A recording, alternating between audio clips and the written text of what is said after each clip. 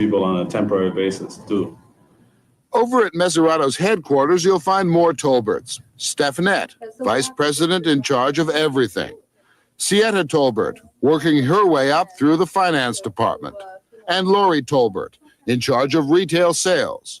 It's rare to find a firm anywhere that's such a family firm as this one. If there's any crisis, the family automatically binds together.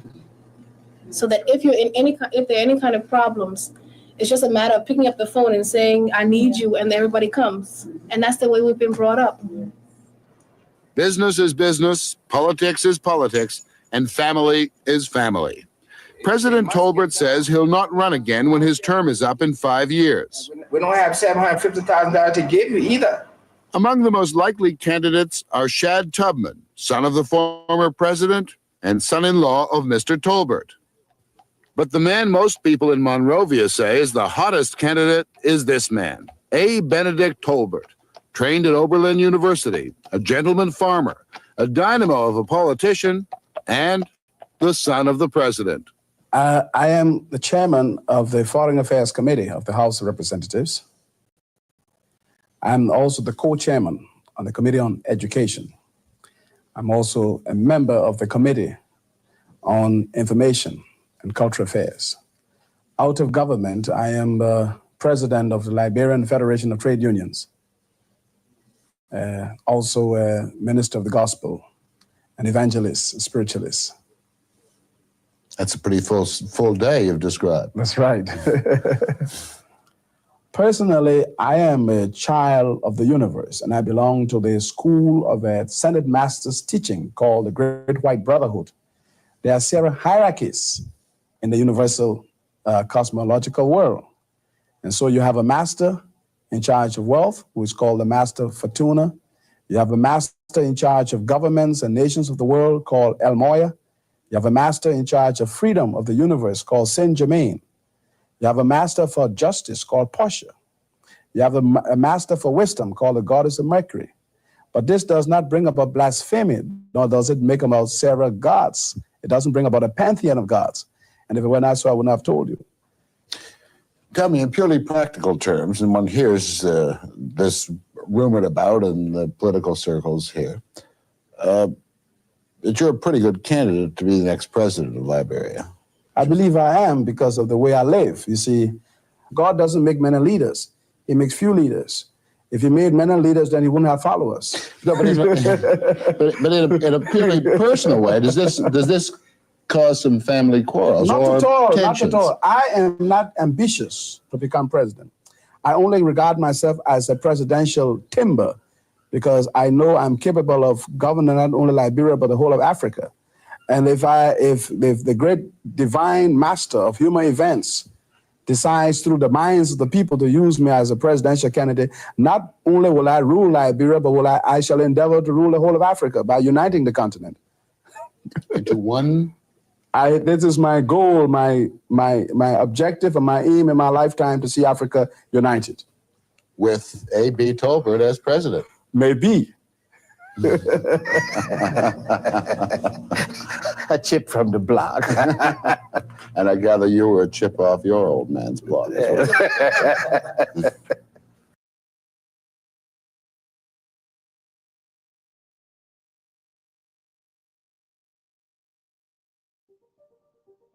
With its rocky history of violent civil wars, military coups, and strongman warlords, very few outside observers would have expected the Republic of Liberia to be the nation that would produce Africa's first ever female head of state. Referred to as Africa's Iron Lady, Ellen Johnson Sirleaf made history in January 2006 when she was inaugurated as Liberia's first female president. Sirleaf's election was celebrated all around the world as a truly momentous occasion and a groundbreaking step in the push for women's empowerment in Africa. However, Ellen Johnson Sirleaf's 12 years at the helm of one of Africa's most volatile nations would be a bittersweet mixture of great triumph and great disappointment.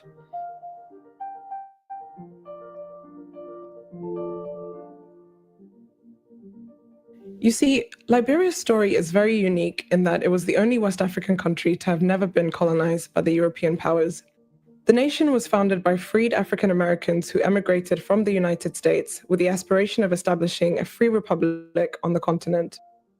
In 1822, the American Colonization Society began sending Black Americans back to Africa, and over the course of 4 decades, some 13,000 former slaves and their descendants moved to Africa to start a new life, in the territory which would eventually be known as Liberia, the land of liberty. But contrary to the utopian aspirations of its founders, the land of liberty would ultimately fail to live up to its name.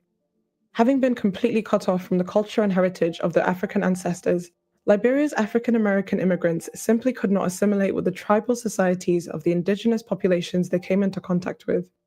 Most of the new arrivals were so steeped in American culture that apart from their physical appearance, they found nothing in common with the indigenous populations. And so rather than integrate with the indigenous communities, the African American immigrants separated themselves and essentially formed a new tribe of Americo-Liberians by choosing to only marry within their community and by holding tightly to the American traditions and beliefs which they considered superior to the indigenous norms and traditions.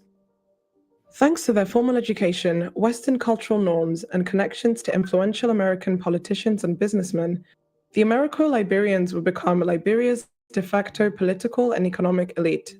And in an ironic twist of fate, the Americo-Liberians would go from oppressed to oppressor as they denied the indigenous population's civic rights in much the same way as the white elites in America were treating the Black population. Within a few years after the arrival of the Americo-Liberians, large numbers of indigenous Liberians would find themselves working in fields and on rubber plantations, producing cash crops for exportation by Americo-Liberian companies. Arbitrary taxes would also be imposed on indigenous communities by Americo-Liberian politicians. With their flamboyant American-style hoop skirts and tailcoats, elaborate church buildings and Masonic lodges, the Americo-Liberians would ultimately create a dystopian society in which the American South of the 1800s was recreated on African soil, with the Americo-Liberians playing the role of the white elite and the indigenous populations playing the role of the Black underclass. Tensions between the Americo-Liberian community and the indigenous population would build over the years, and at the time of Ellen Johnson Sirleaf's birth in 1938, Liberian society was pretty much strictly divided between the wealthy and powerful Americo-Liberian population and the disenfranchised and poor indigenous Liberians. Rather interestingly, Ellen Johnson Sirleaf's upbringing placed her right in between these two very different worlds. Her father was the first indigenous Liberian to serve in the country's parliament, and so despite her indigenous Gola and Crow heritage, she was able to gain access to privileges that historically would have been limited to members of the Americo-Liberian class. After attending a string of elite schools and universities, Sirleaf was appointed as the Minister of Finance in the largely Americo-Liberian government of Liberia's 20th President, William Tolbert. However, on the 12th of April 1980, Master Sergeant Samuel Doe, an indigenous Liberian soldier, forcefully seized power from William Tolbert in a violent outburst of the long-standing tensions between the Americo-Liberian and indigenous populations. Upon seizing power, Doe ordered the execution by firing squad of all but 4 members of his cabinet. Sirleaf was one of the 4 remaining, and although she initially accepted a post in the new government as president of the Liberian Bank for Development and Investment, she eventually fled the country in November 1980 after publicly criticizing Doe and his group of revolutionaries for their mismanagement of the country. Seeking to legitimize his government in the eyes of the international community, the Doe regime would call a general election in 1985, and Sirleaf would return to Liberia to run for vice president alongside presidential candidate Jackson Doe. But shortly after her arrival, she was placed under house arrest and sentenced to 10 years in prison for the crime of sedition after a bold speech in which she allegedly insulted senior members of Samuel Doe's government. Following the public outcry surrounding her arrest, she was pardoned by Samuel Doe but was forced to run for a senatorial seat instead of vice president. Samuel Doe's party would ultimately win the 1985 elections, but though Sirleaf was declared the winner of her senatorial seat, she refused to accept the seat in protest of the general election, which she believed had been shamelessly rigged by the government. Shortly afterwards, Sirleaf was again arrested and imprisoned on trumped-up charges by Doe's forces from November 1985 to July 1986. Upon her release, she again fled the country and moved to the United States. A rebellion led by the now infamous Charles Taylor's National Patriotic Front against Samuel Doe's government in 1989 led to the outbreak of the First Liberian Civil War. Though Sirleaf raised money to support Charles Taylor's forces, which helped further their cause, relations between Ellen Johnson Sirleaf and Charles Taylor eventually deteriorated as she opposed Taylor's recklessness in the war and his brutal repression of rival opposition leaders. The First Liberian Civil War would continue for 7 brutal years, during which Samuel Doe was assassinated and a separate battle arose between Charles Taylor's National Patriotic Front and the breakaway Independent National Patriotic Front, led by Prince Yomi Johnson. The hostilities were eventually brought to an end by ECOWAS peacekeeping forces, and Sirleaf again returned to Liberia to contest for presidency in the subsequent 1997 general election. Unfortunately, she stumbled at the first hurdle, losing at the primaries to Charles Taylor, and was again forced out of the country following trumped-up charges by Charles Taylor loyalists. However, within just 2 years, a second violent civil war broke out in Liberia, and 4 years later, Charles Taylor was exiled with a transitional government set up to oversee a peaceful transition of power. Sirleaf again returned to Liberian politics to serve in the transitional government as the head of the Governance Reform Commission. In the first elections after the Second Civil War, Sirleaf again ran for president, and to the surprise of many, her challenger would be none other than George Weah, the 3-time African Footballer of the Year and the only African winner of the Ballon d'Or award. But despite her superior educational background and deep political history, Sirleaf would initially place second in the first round of voting before finally winning the subsequent runoff election with 59% of the votes. Running against a true man's man in George Weah, Ellen Johnson Sirleaf adopted the moniker Ma Ellen and positioned herself to the Liberian electorate as the maternal figure the people needed to rebuild the country after it was torn apart by 2 brutal civil wars, which had been fueled in part by the male egos of the key belligerents. Johnson Sirleaf's brand of maternal politics would charm the public and effectively mobilize a large voting bloc of Liberian market women to vote for her in record numbers. Ma Ellen began her presidency with a series of face-to-face meetings with Liberians in the country's 15 geopolitical regions to discuss key issues of national concern and promote a climate of reconciliation. This connection to the grassroots of Liberian society would be one of the defining features of her government. In close consultation with market women and other members of the Liberian working class, she would develop Liberia's first poverty reduction strategy and set out to allocate funds to development projects based on what was most important to the general population. Recognizing the important role played by market women, who conducted an estimated 85% of all agricultural trading activities in Liberia, Sirleaf would place them at the forefront of her policies. Working alongside a number of NGOs, she established the Sirleaf Market Women's Fund, which was aimed at rebuilding the country's market infrastructure following the civil wars, providing basic literacy and numeracy training to market women, and increasing the access to investment capital through microcredit facilities. The Sirleaf Market Women's Fund would also provide market women with safe storage facilities for their goods, and also allow their children access to daycares and preschool services. Following the lawlessness that had accompanied Liberia's civil wars, cases of sexual abuse, domestic violence, and other forms of attacks on women had become rampant in Liberian society. Responding to the crisis, Sirleaf's administration enacted important institutional reforms, focusing on women's freedom from sexual violence. Her administration would pass one of the most comprehensive anti-rape legislations in Africa, and also develop detailed plans to promote gender equality, combat gender-based violence, and promote the education of young girls. Her efforts would not go unnoticed. In 2011, she was awarded a Nobel Peace Prize alongside the Liberian peace activist Lema Bowe for her efforts to make Liberia a shining example in the arena of women's empowerment. However, despite the very many impressive strides made by Ma Ellen to promote gender equality in Liberia, a number of feminist scholars would claim that her policies did not do enough to promote women's empowerment. Her party was criticized by feminist groups as it ranked at the bottom of all major Liberian parties in terms of the total number of female candidates put forward for major positions.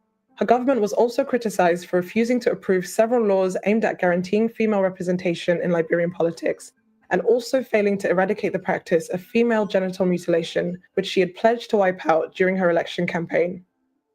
Her image as a feminist icon in Western media circles was also brought into question as she unapologetically distanced herself from feminist ideology, stating that she considered feminism to be a form of extremism.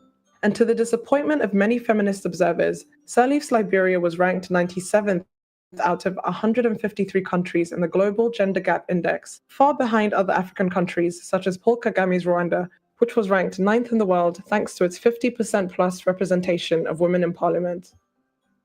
But would it not be unfair and perhaps even sexist to judge the performance of Africa's first female leader from a purely gender-based perspective, especially considering that she was not elected to solve women's issues alone? Considering the 14 years of carnage that preceded her presidency, her overall achievements as Liberia's leader are actually quite impressive. Over the course of her 12 years in office, from 2006 to 2018, her government made significant investments into rebuilding the nation's devastated education infrastructure and worked to rehabilitate the thousands of former child soldiers who had been traumatized by years of fighting. Her government also successfully negotiated over $4.6 billion in debt relief and development grants and managed to grow the annual national budget from $80 million to $516 million. But just like her male counterparts in Africa and across the world, Ellen Johnson Sirleaf's presidency was also plagued by many failures which continued to undermine her legacy. Despite accusing former President William Tolbert of nepotism in the 1970s, Ma Ellen herself would be accused of nepotism. When faced directly with questions surrounding her appointment of her sons, Charles Fomba and Robert Sirleaf, to senior posts at the Central Bank of Liberia, the National Security Agency, and the National Oil Company of Liberia, respectively, Ma Ellen would simply point to the high-profile cases of nepotistic practices within the Trump administration as her defense. In fact, throughout the course of her tenure as president, over 20 members of her family would be appointed to key positions in the government, and to the anger of even her most fervent supporters, she would oversee the award of concessions amounting to over 1/3 of Liberia's landmass to multinational corporations. Over 40% of the country's forests would be acquired by foreign logging companies, and her administration would be caught in a myriad of corruption scandals that would severely smear her image as the mother of the nation. But while her status as a feminist icon and her corruption record may be up for debate, Ellen Johnson Sirleaf's status as a giant in modern African history is undisputable. Becoming the continent's first elected female head of state against a backdrop of sharp ethnic tensions and civil wars, she successfully kept her country together and saw it through a difficult post-war period. And regardless of what her critics might say, her election as Africa's first female leader was indeed a landmark moment in modern African history. Indeed, since her election, Africa has seen the emergence of more female presidents, such as Joyce Banda, the first female president of Malawi, Amina Gurib Fakim of Mauritius, and most recently, the first Ethiopian female president, Sahle-Work Zewde. But while there is no doubt a stark difference between the high praise she received in Western media circles and the harsh realities of her many failings as a leader, Ellen Johnson Sirleaf can at least be celebrated by both Liberians and non-Liberians alike for bringing stability to one of the most turbulent nations in Africa, overseeing a peaceful transition of power, and, in some regards, leaving her nation in a better position than when she took office. Once again, thank you for watching New Africa. If you've enjoyed this video and would like to see more content like this, then please like and share this video, and also consider supporting us on Patreon at patreon.com/newafrica. Thanks again for your support, and until next time. Yes, you need a little extra cash for those unexpected expenses. Introduce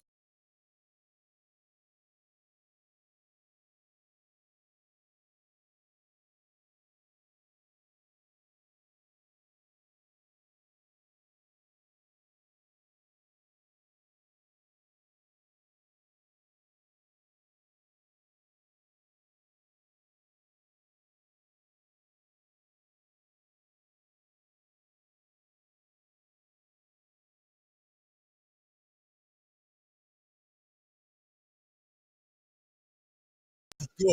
So don't wait. Get started today and take control of your finances. No more loan, extra cash for the things that matter.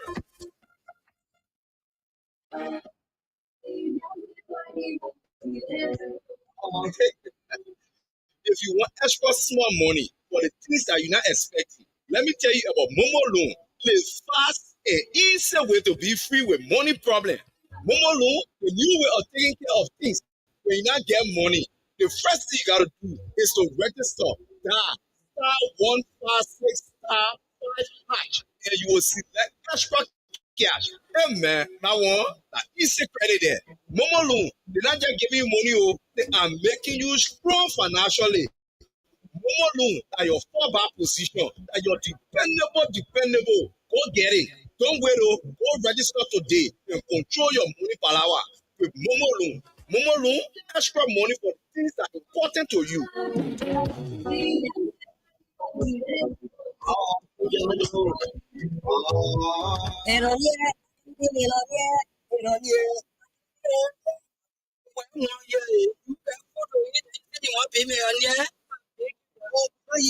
Lonestar sell recharge with Bombay is back again. This time by la money season. Lonestar sell say they make it 10 new millionaire and are forced to be one. 10 millionaire?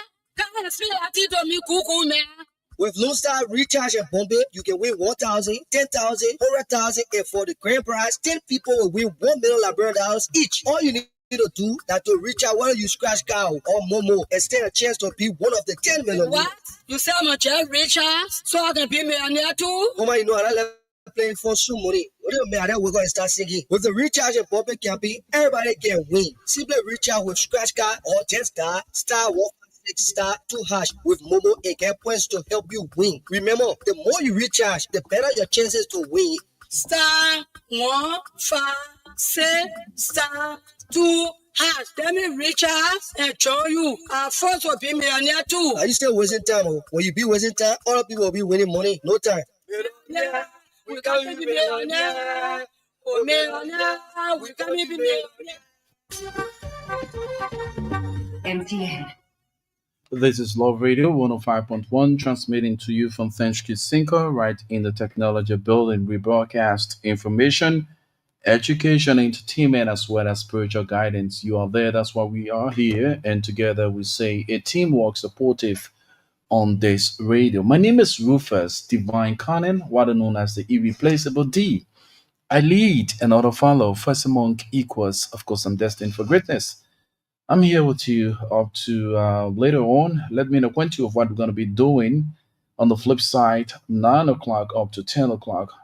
At 9, we will be playing host to the team from Lone Star Cell MTN, who's going to be telling us more about the playing activities as it relates to her MTN Yellow Scholar program. You know, is a very, very important program. You know, this is another side of this company. One may say social corporate responsibility, right? Lone Star Cell is the very best GSM company in Liberia. Lone Star Cell is curious about the educational system of our country. And if you're having young Liberians, let me just give you a gist of what is actually going to be done here and what this yellow MTN Yellow Scholar program is all going to be about, and who are those to participate in the program. Um, this program, you want to know who can apply. You must be 18 to 25 years old to apply for this MTN Yellow um, Scholar program. You must be 18 to 25 years old. You must be a Liberian University student. You must have the GPA of 3.5 or above for the semester. You must be an internship is an internship program for sophomore and junior students. This is an internship program for sophomore and junior students.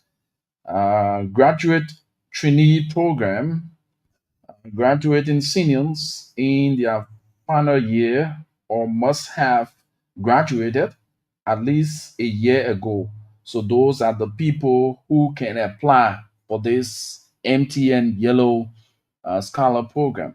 Now, you want to know how you can apply, right? Submit the following to yellowscholars.lr@mtn.com.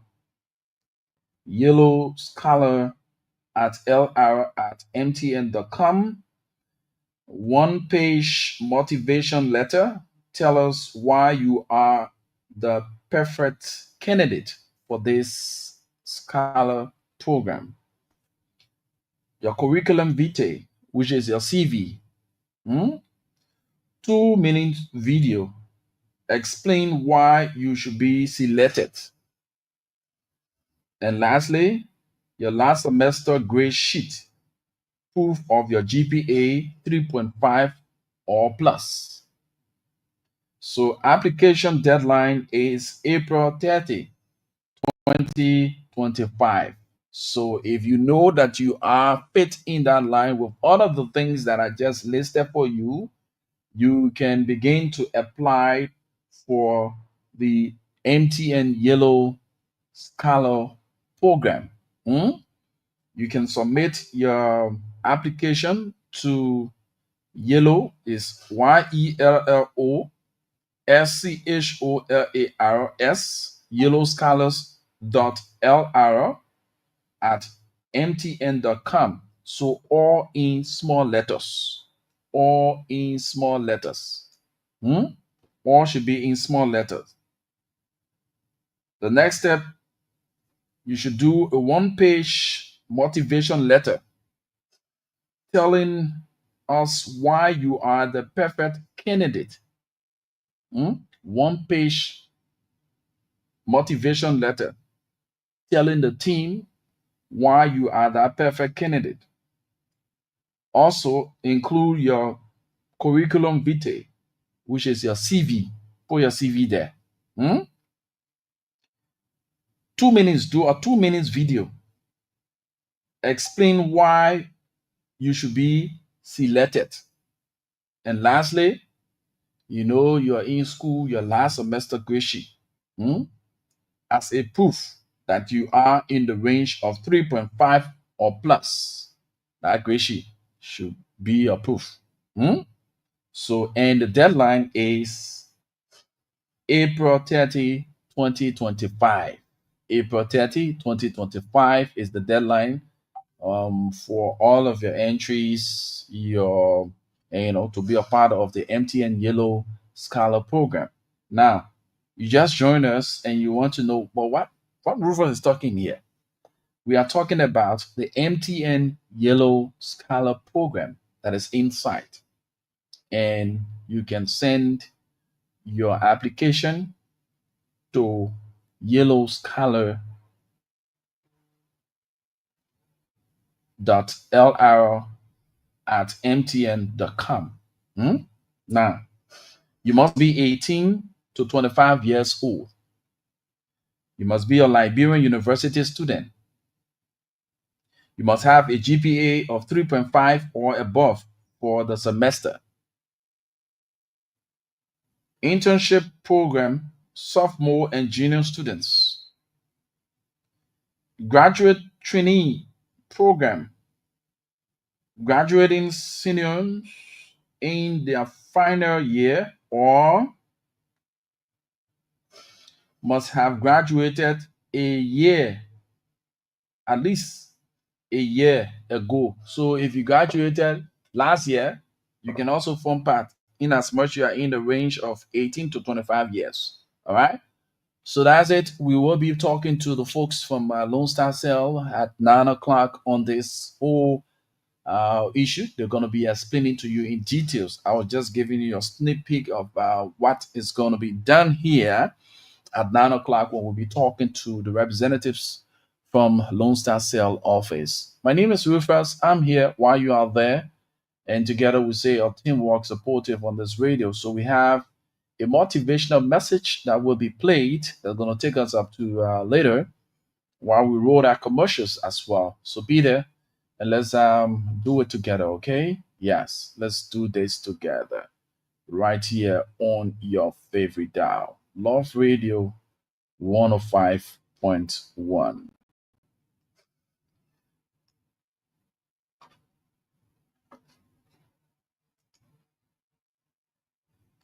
Why some people seem to have it all together while others are constantly struggling to keep up? It's not luck, it's not talent. It's not even about having more opportunities. It all comes down to one simple thing: control. control over what you say, control over what you think, control over how you feel, and control over how you manage your resources. Let me tell you something. If you can master your mouth, your mind, your mood, and your money, you can master your life. Most people don't realize that the power to change everything is already inside them, just waiting to be tapped into. But if you don't control these things, they'll control you. These things shape your world. They influence every decision you make, every relationship you build, and every opportunity you either take or miss. Control them, and you control your life.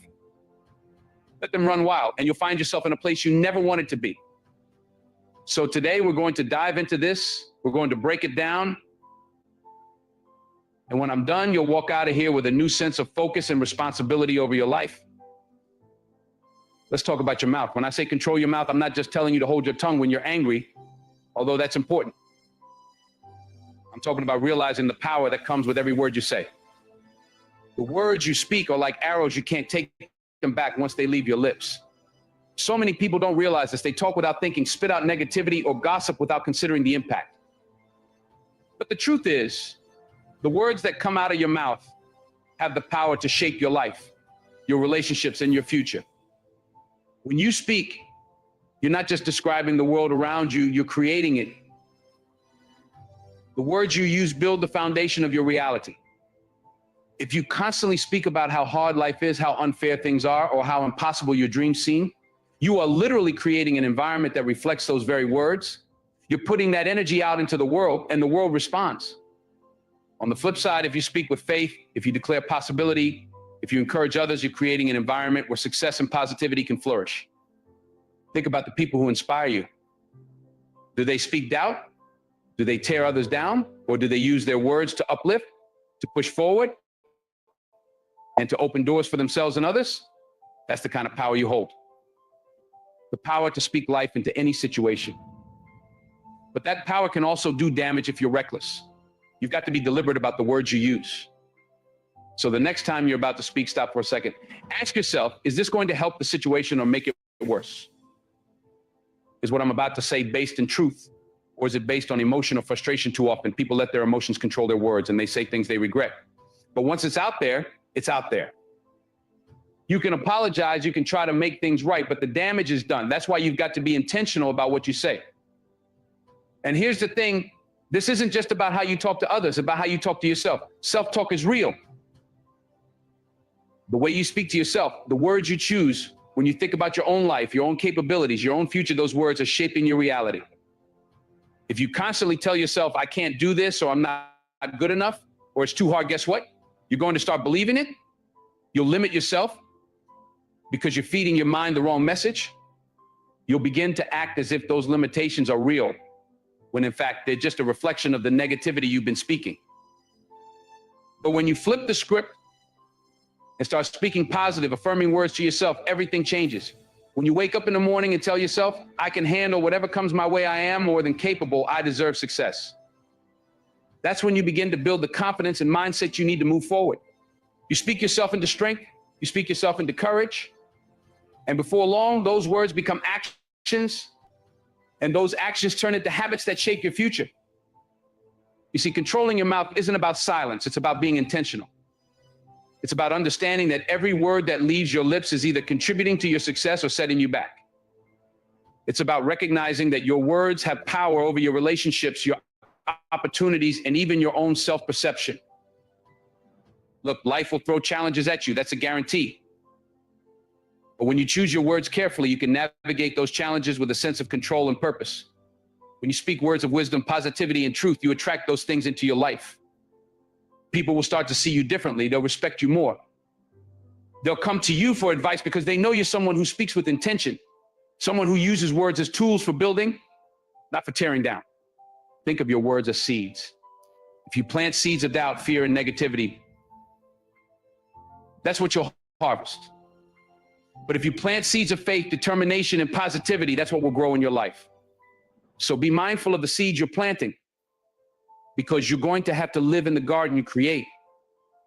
Too many people spend their time talking about what's wrong, what's missing, or what they don't have. They complain about their circumstances, their jobs, their relationships, and they wonder why things aren't changing. but they're not using the power they already have. They're not speaking life into their situations. They're not taking control of the one thing they can control, their words. If you want to see change in your life, it starts with what you say. Let me give you an example. Think about someone who always talks about how hard life is. Every time you see them, they're complaining about something. What kind of energy are they putting out into the world? What kind of opportunities are they attracting? Not the good kind, that's for sure. Now think about someone who always speaks with hope, someone who talks about solutions instead of problems. You can feel the difference, can't you? That's the power of words. That's the power of controlling your mouth. If you want to be successful, if you want to be a leader, if you want to make a difference in this world, you've got to get your words in check. Stop speaking defeat into your life. Stop saying I can't and start saying I will. Stop talking about what's going wrong and start talking about what's possible. And don't just do this for yourself, do it for the people around you. When you control your mouth, you become a source of strength for others. Your words can lift someone up when they're feeling down. Your words can inspire someone to keep going when they're ready to give up. But if you're reckless with your words, if you're constantly criticizing, complaining, or speaking in anger, you're going to push people away. You're going to create an environment where negativity thrives. And that's not the kind of legacy you want to leave behind. So let's bring it back to this idea of control. You can't control everything in life. You can't control other people's actions. You can't control the circumstances you're born into. And you can't always control the challenges that come your way. But what you can control is your mouth. You can control what you say. You can choose to speak words that empower, uplift, and inspire. You can choose to be deliberate with your words, understanding the power they hold. This isn't just about success, it's about living a life of purpose. It's about recognizing the power you have to create your own reality, to shape the world around you, and to leave a positive impact on the people you meet. Words are a tool. If you use them wisely, they will build a life that reflects your true potential. If you use them carelessly, they will destroy opportunities before they even have a chance to bloom. So the next time you open your mouth, remember this, your words have power, control them, speak with intention, speak life into your future, into your relationships, and into your own self-worth. And watch how the world changes around you. Let's get real about your mind. Your mind is the most powerful tool you have. It's where everything begins. Every action, every decision, every habit you build, it's all rooted in your thoughts. Your mind is where battles are won or lost long before they ever manifest in your life. You've got to understand this, because if you don't control your mind, it will control you. And when you let that happen, you end up living a life that's reactive instead of proactive, driven by fears and doubts instead of purpose and intention. Think about it. Everything you've ever done, good or bad, started with a thought. Whether it was deciding to go after a dream, hitting the gym to get in shape, or even making a mistake, it all started in your head. That's why the saying is, a man thinketh, so is he, is so powerful. It means that your life is shaped by the thoughts you allow to take root in your mind. What you focus on expands. So if your mind is filled with negativity, fear, or doubt, that's the direction your life will head in. But if you fill it with thoughts of growth, possibility, and determination, you'll start moving toward those things instead. Too many people let their minds run wild, letting fear and doubt take control. They worry about what might go wrong, about what people think, or about whether they're good enough. And once those thoughts take hold, they start to spiral. One negative thought turns into another. And pretty soon they're stuck in a cycle of self-doubt and anxiety, paralyzed by the very thoughts they allowed to control them. But here's the thing, you don't have to live like that. You can change the narrative playing out in your mind. You can choose to control your thoughts. And when you do, you take control of your life. Let me break it down for you. Controlling your mind isn't about ignoring the hard stuff or pretending that fear doesn't exist. Fear is real. Doubt is real. But what you do with those feelings, that's what makes the difference. Are you going to let fear stop you? Or are you going to acknowledge it and keep moving forward anyway? That's the choice you get to make every single day. When you control your mind, you don't eliminate fear or doubt, you rise above it. You learn how to manage it, how to push through it, and how to keep going even when it feels like the odds are stacked against you. This is where discipline comes in. You've got to train your mind the same way an athlete trains their body. You don't just wake up one day with mental strength. It's built over time with intentionality and effort. You've got to be deliberate about what you allow into your mind. Too many people feed their minds with garbage, negative news, toxic social media, drama, and wonder why they feel so stressed and overwhelmed. But what you consume mentally is just as important as what you consume physically. If you're constantly feeding your mind with negativity, it's no wonder you're struggling to stay positive and focused. So what do? You guard your mind like it's the most valuable thing you own, because it is. You've got to be selective about what you expose yourself to. If it doesn't feed your spirit, if it doesn't align with your goals or your values, let it go. Instead, fill your mind with things that challenge you, that push you to grow, that inspire you to be better. Read books that make you think, that open your mind to new ideas and possibilities. Listen to people who motivate you, who've walked the path you want to walk, and who've overcome the obstacles you're facing. And here's another thing: surround yourself with people who lift you up. The company you keep has a huge impact on your mindset. If you're hanging around people who are always negative, always complaining, always doubting, that energy is going to rub off on you. But if you're around people who are driven, focused, and positive, that energy is contagious too. The more you expose yourself to positivity and success, the more your mind will start to reflect that. You'll start to believe in yourself more, to see opportunities where others see obstacles, and to push through challenges with confidence instead of fear. Controlling your mind also means being intentional about your thoughts. When a negative thought creeps in, and you've got to catch it, challenge it, and replace it with something better. You can't just let negative thoughts sit there and fester. If you do, they'll take root and grow into something bigger than they ever needed to be. Instead, when you catch yourself thinking, I can't do this, stop and ask yourself, is that really true? What evidence do I have that I can't? Most of the time, you'll realize that those negative thoughts aren't based in reality. They're just your fear talking. So challenge them, flip the script, and replace them with thoughts that serve you. Another powerful tool for controlling your mind is visualization. When you visualize your goals, your dreams, and your success, you train your mind to focus on what you want rather than what you're afraid of. When you can see it in your mind, you can start to believe it's possible. And once you believe it's possible, you'll start taking the actions necessary to make it a reality. Visualization isn't just daydreaming, it's a way of programming your mind for success. It's about creating a mental picture of where you're headed and letting that picture guide your actions. Every morning when you wake up, you have a choice. Are you going to let the world dictate your thoughts, or are you going to take control of your mind? It's easy to get swept up in the chaos of life, to let stress, fear, or negativity take over. But you have the power to choose a different path. You have the power to focus on what you can control, to think positively, and to approach every situation with a mindset that says, I can handle this, I've got this.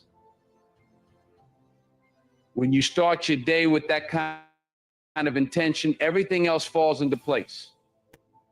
Meditation and prayer are also powerful ways to control your mind.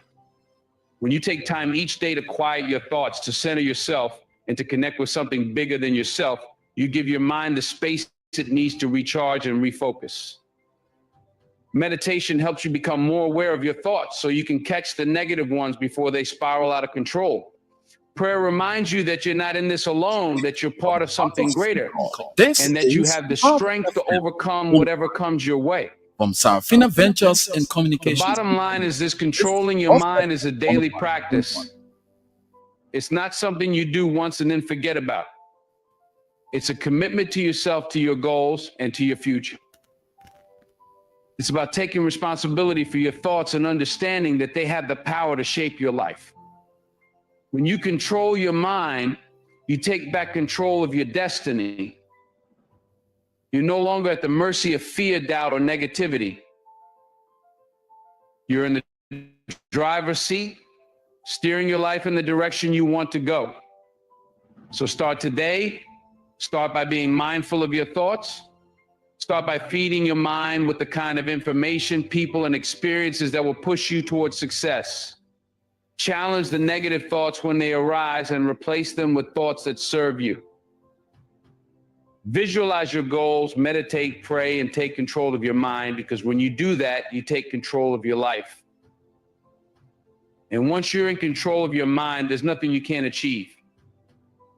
Now let's dive into something that people often overlook but plays a huge role in how their lives unfold: your mood. Your mood is like the lens through which you see the world, and if you don't control it, that lens can distort everything around you. Think about it. You've probably seen it happen before. Someone wakes up on the wrong side of the bed, and all day they carry that bad energy with them.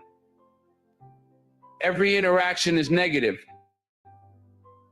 Every obstacle feels like a catastrophe.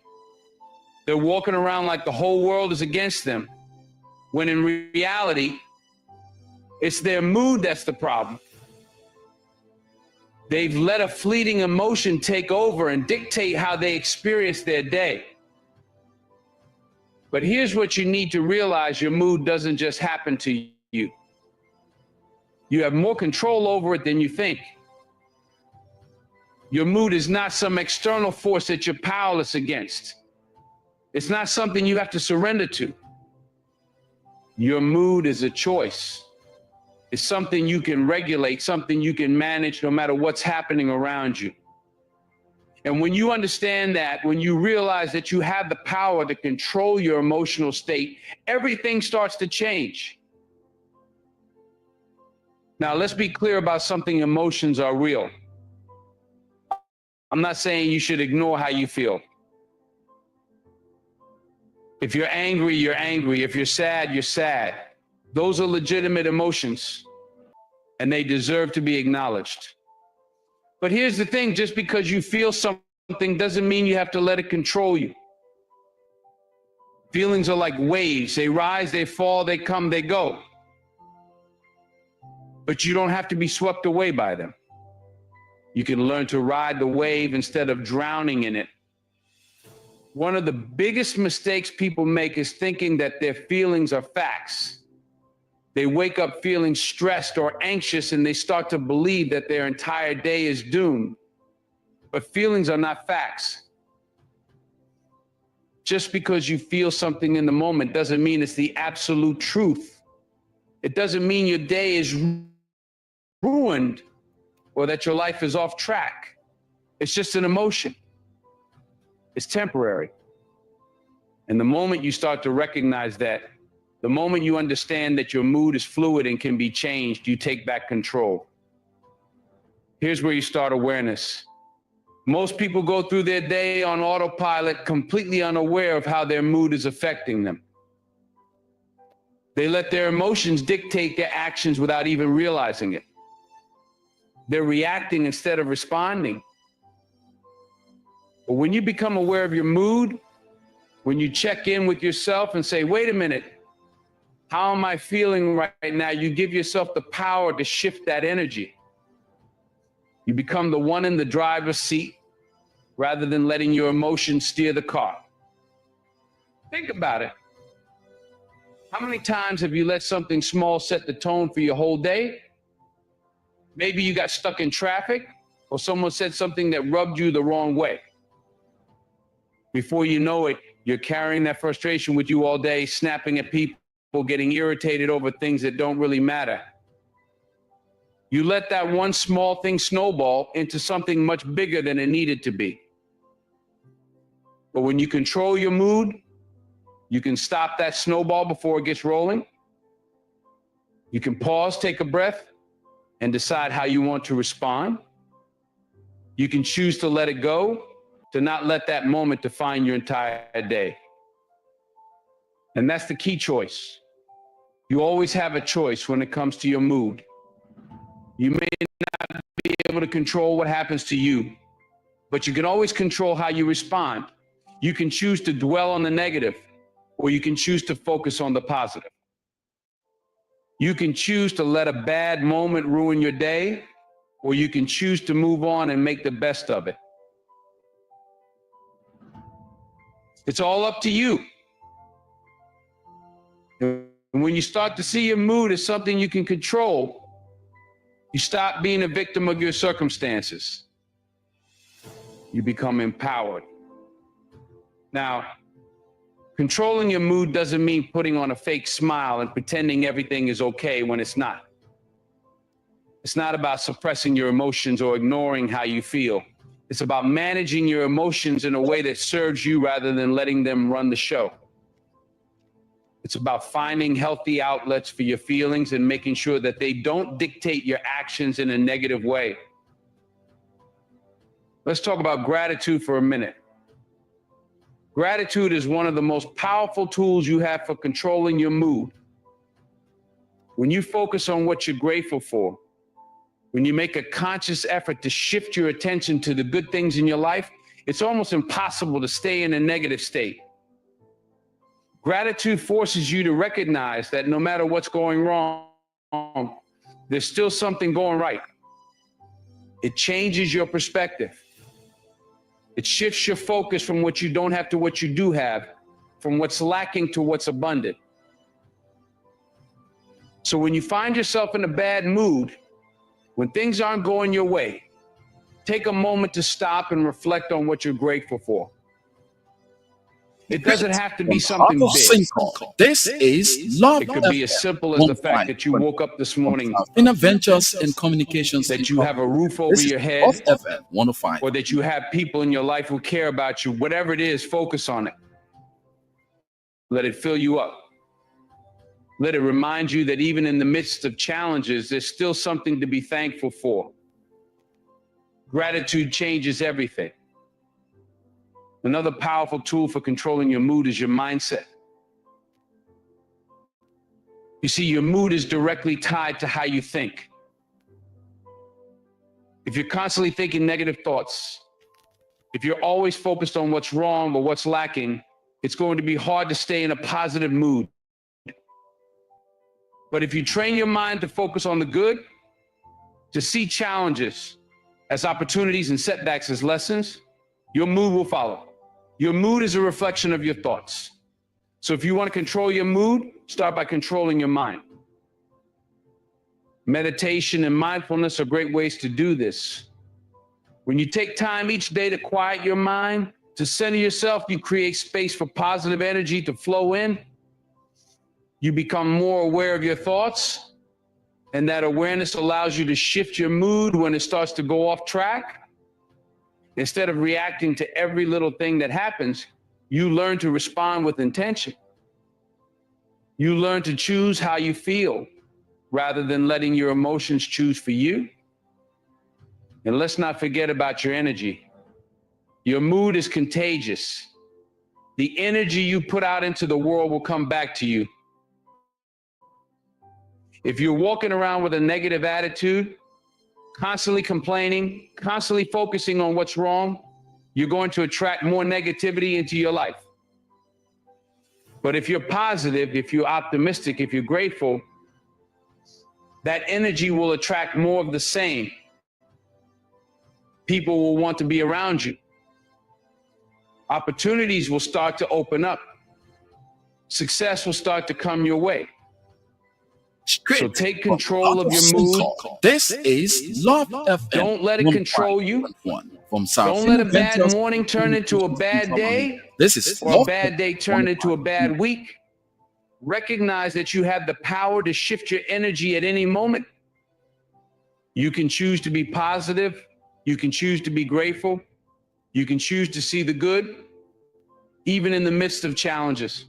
And when you do that, you'll start to notice that your life begins to change.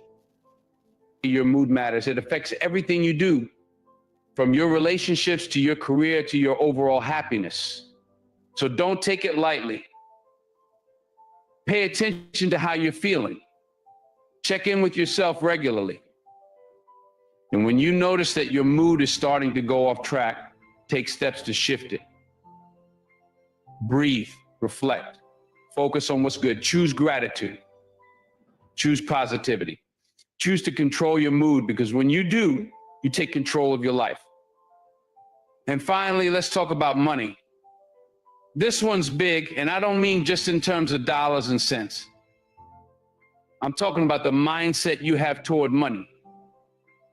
Money can either be a tool that gives you freedom, or it can be a shackle that ties you down, weighs you down, and keeps you up at night. Too many people are controlled by their money or by the lack of it. They're out here living paycheck to paycheck, wondering how they're going to make ends meet. They're drowning in debt, feeling like they'll never catch a break. They don't have a plan, and because they don't have a plan, they feel powerless. But here's the truth, money, just like anything else in your life, is something you can control. You've just got to be intentional about it. You've got to make the decision to control it instead of letting it control you. First off, let me make something clear. Money is not the root of all evil. You've heard that before, right? People like to throw that around, but they're misquoting it.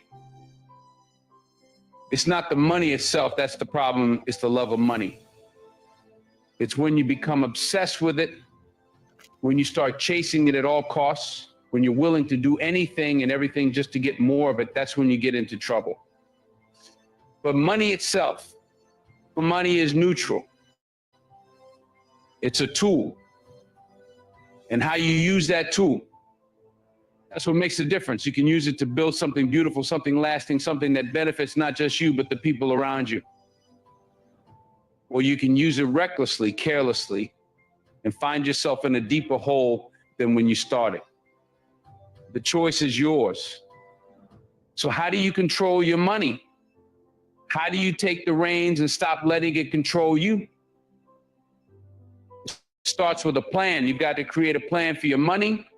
You've got to know where every dollar is going before it even gets there. Too many people out here are just spending without thinking, without planning.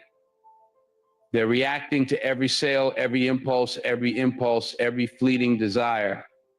But if you want to control your money, you've got to be proactive. That means budgeting. That means saving. That means investing in your future. It's about being intentional with every dollar that comes into your hands. Now, budgeting might not sound like the most exciting thing in the world, but let me tell you something, budgeting is freedom. When you have a budget, you know exactly where your money is going. You're not guessing, you're not stressing. You're in control. You're telling your money what to do instead of wondering where it went. And when you're in control, when you're intentional, you stop letting your emotions drive your spending. Let's talk about that for a second. Emotions and money, they don't mix well. How many times have you had a bad day and decided to go out and spend money just to feel better? How many times have you told yourself, I deserve this, and bought something you knew you couldn't afford? Listen, I get it. We've all been there. But here's the thing. Just because you feel like you deserve something doesn't mean you should buy it. Just because you had a bad day doesn't mean you should spend money that's going to set you back financially. That kind of emotional spending is a trap. And if you're not careful, it'll keep you stuck in a cycle of debt and stress. You've got to be smart with your money. You've got to think long term. Don't just focus on the here and now. Think about where you want to be 5 years from now, 10 years from now. Think about what kind of life you want to create for yourself and your family. And then start making decisions that will help you get there. That means saving. That means investing. That means living below your means, even when it feels like everyone else is out there living it up. Let's talk about saving for a second, because a lot of people out here are not saving nearly enough. They're living for today, spending every dime they make and hoping that tomorrow will take care of itself. But tomorrow's coming whether you're ready or not. You've got to prepare for it. You've got to save for it. Start by building an emergency fund, something to cover those unexpected expenses that life throws your way. Because let me tell you something, life is going to throw you some curveballs. The car is going to break down. The roof is going to leak. You're going to have medical bills. If you don't have money set aside for those emergencies, you're going to find yourself in a hole that's hard to climb out of. Once you've got your emergency fund in place, start thinking about your future. Start thinking about retirement, about investments, about building wealth that will last. And here's the thing about wealth. It's not about how much you make, it's about how much you keep. It's about building something that lasts. Too many people are focused on making more money, but they're not paying attention to how much they're spending. They're making six figures, but they're living paycheck to paycheck because they're spending it all as soon as it comes in. That's not wealth. Wealth is when you've got something that lasts. Wealth is when you're building a legacy, when you're creating financial freedom for yourself and for the generations that come after you. And let me say this, financial freedom doesn't mean having millions of dollars in the bank. It means being in control of your money instead of your money controlling you. It means living within your means. It means having a plan. It means being intentional about where your money is going and making sure it's working for you, not against you. When you got financial freedom, you've got options. You can live life on your own terms. You can pursue your passions. You can give back to your community in meaningful ways. You can invest in the things that matter to you. But you'll never get there if you're letting your money run the show. If you're letting your emotions drive your spending. If you're spending more than you're earning, if you don't have a plan. So here's what you need to do. Start by getting clear about where your money is going. Track your spending. Look at every dollar that's coming in and every dollar that's going out. And then create a budget that reflects your priorities. Make sure you're saving. Make sure you're investing. Make sure you're thinking long-term, not just about today. And here's the thing, it's never too late to start.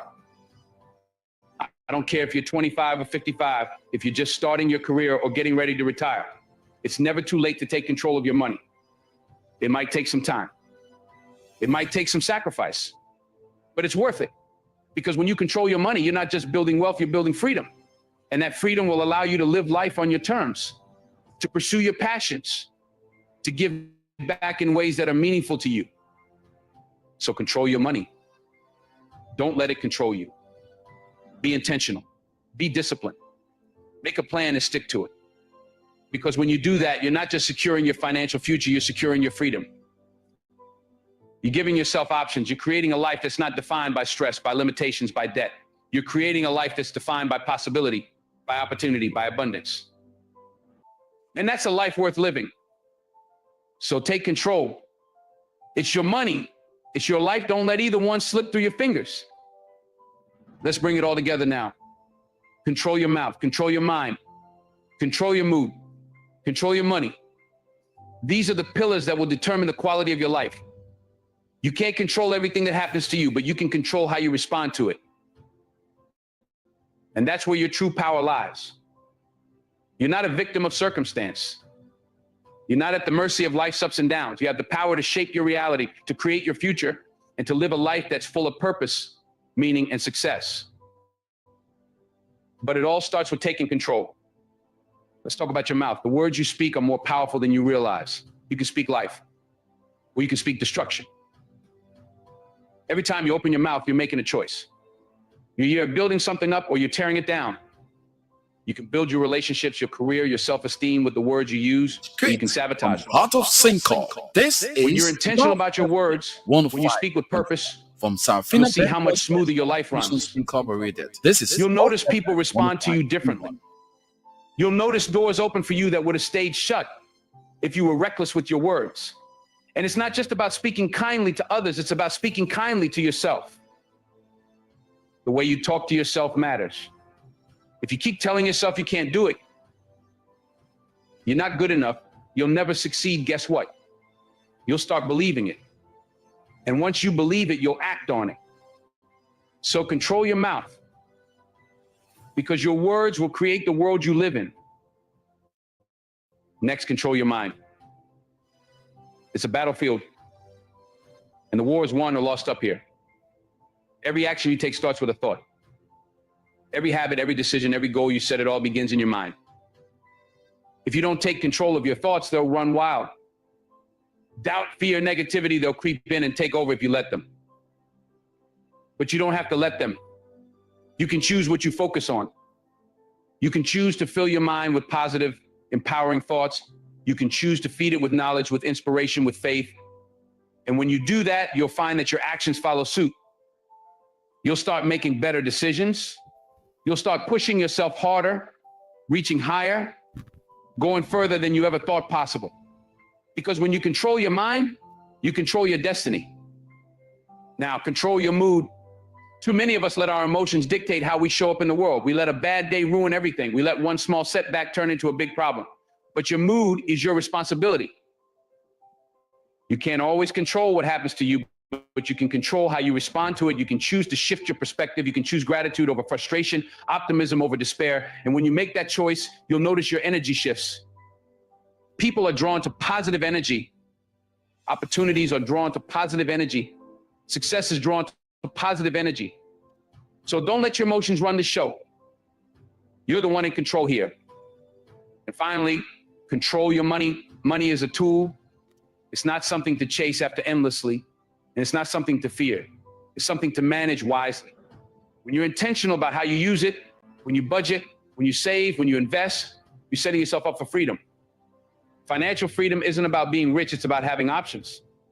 It's about being able to make choices that align with your values and your goals instead of being trapped by debt or limited by a lack of resources. When you control your money, you're not just building wealth, you're building a life that gives you the freedom to pursue your passions, to help others, to live without constant worry.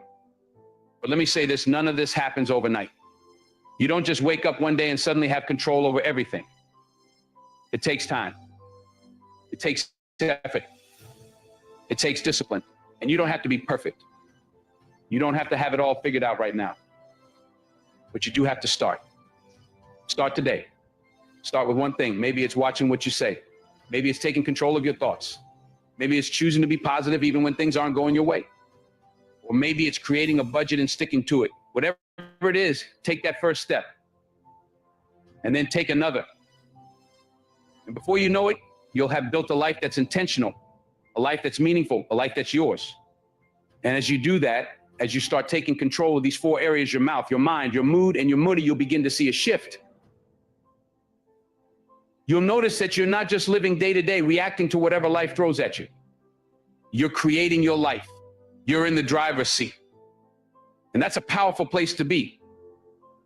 But here's the thing, it's not just about you. When you take control of your life, you're also creating a ripple effect. You're inspiring the people around you. You're showing them what's possible. You're lifting them up. Whether it's your family, your friends, your community, when you live with intention, when you take control, you become a leader. You become a light in a world that desperately needs it. So don't wait. Don't sit back and let life happen to you. Take control. Control your mouth, your mind, your mood, and your money. It's not going to be easy. It's not going to be quick, but it will be worth it. And when you look back one day, you'll see that you didn't just live your life, you created it. You shaped it. You owned it. And in doing that, you'll have built something that no one can take away from you. A legacy, a life full of purpose, of meaning, of success. So start today. Take that first step. Control your life because nobody else is going to do it for you. You have the power. The control is in your hands. So what are you going to do with it? Millionaire, I can be millionaire. Millionaire, I can be millionaire. I can be. Well, 1 year, you got food to eat, and you say you want to be millionaire. I'll pay you. Oh, you know, yeah. Lonestar sell recharge. Bombe is back again. This time for la money season. Lonestar sell they make it 10 new. Imagine a life where every day you become better than you were yesterday, a life where you're constantly growing, evolving, and reaching new heights. You can win 1,000, 10,000, 100,000, and 40. That's not just a dream, my friends. Each. All you need to do. It's a reality that you have the power to create. And stand a chance to be one of the. You see, success isn't about a single moment of triumph. It's not about reaching one goal and then resting on your laurels. No, true success is about continuous improvement. It's about waking up every single day with a burning desire to be better than you were the day before. Now, I want you to lean in close and listen carefully, because what I'm about to share with you could change the entire trajectory of your life. I'm going to reveal 10 things you must improve daily if you want to unlock your full potential and live the extraordinary life you were born to live. Mindset. Let's start with the foundation of all success, your mindset. Your mind is like a garden. Whatever you plant in it will grow. So I ask you, what are you planting in your mind each day? Are you sowing seeds of doubt, fear, and limitation? Or are you planting seeds of possibility, courage, and abundance? Every day you must consciously work on improving your mindset. Challenge those negative thoughts that creep in. Replace I can't with how can I replace that's impossible with what if it were possible. The human mind is the most powerful tool you possess. It can be your greatest ally or your worst enemy. The choice is yours. Will you let you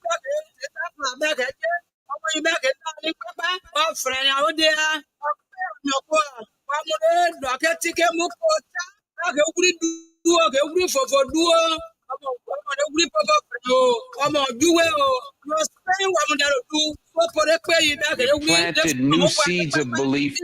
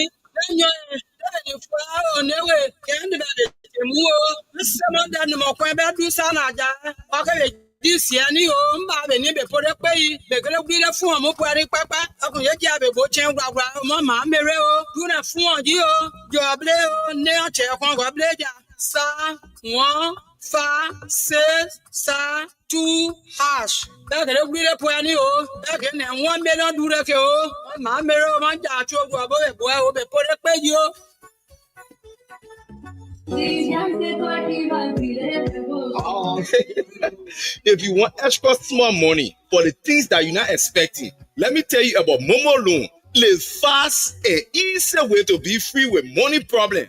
Momo Loan, the new way of taking care of things when you not get money. The first thing you gotta do is to register dial *156*5# and you will select extra cash. Hey man, that one, that easy credit there. Momo Loan, they're not just giving you money, oh, they are making you strong financially. Momo Loan, that your fallback position, that you're dependable. Go get it. Don't wait, oh, go register today and control your money power with Momo Loan. Momo Loan, extra money for the things that are important to you.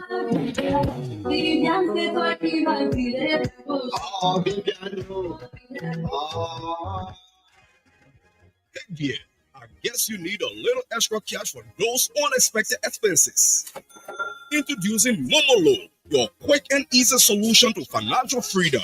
Momo Loan is your cash flow, extra cash when you need it, offering users quick financial support for things that truly matters. It's simple. First, you gotta register. Just dial *156*5# and select extra cash. And remember, with Momo Loan, we are not just giving you cash. We are empowering you with knowledge for a better financial future.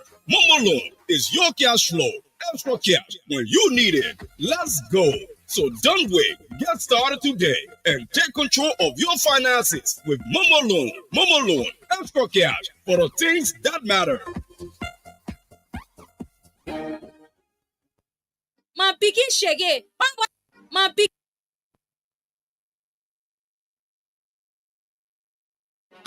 My brother, God can bless anybody. Win Liberia in collaboration with Love FM 105.1. Stay, put smart money, and win big money. All you need is to have money on your Lonestar Cell mobile money account. That will allow you to form part of the raffle draw on Love FM 105.1. Dial star 255 hash and select option number 6 for Love FM and put in the currency or amount you want to play with.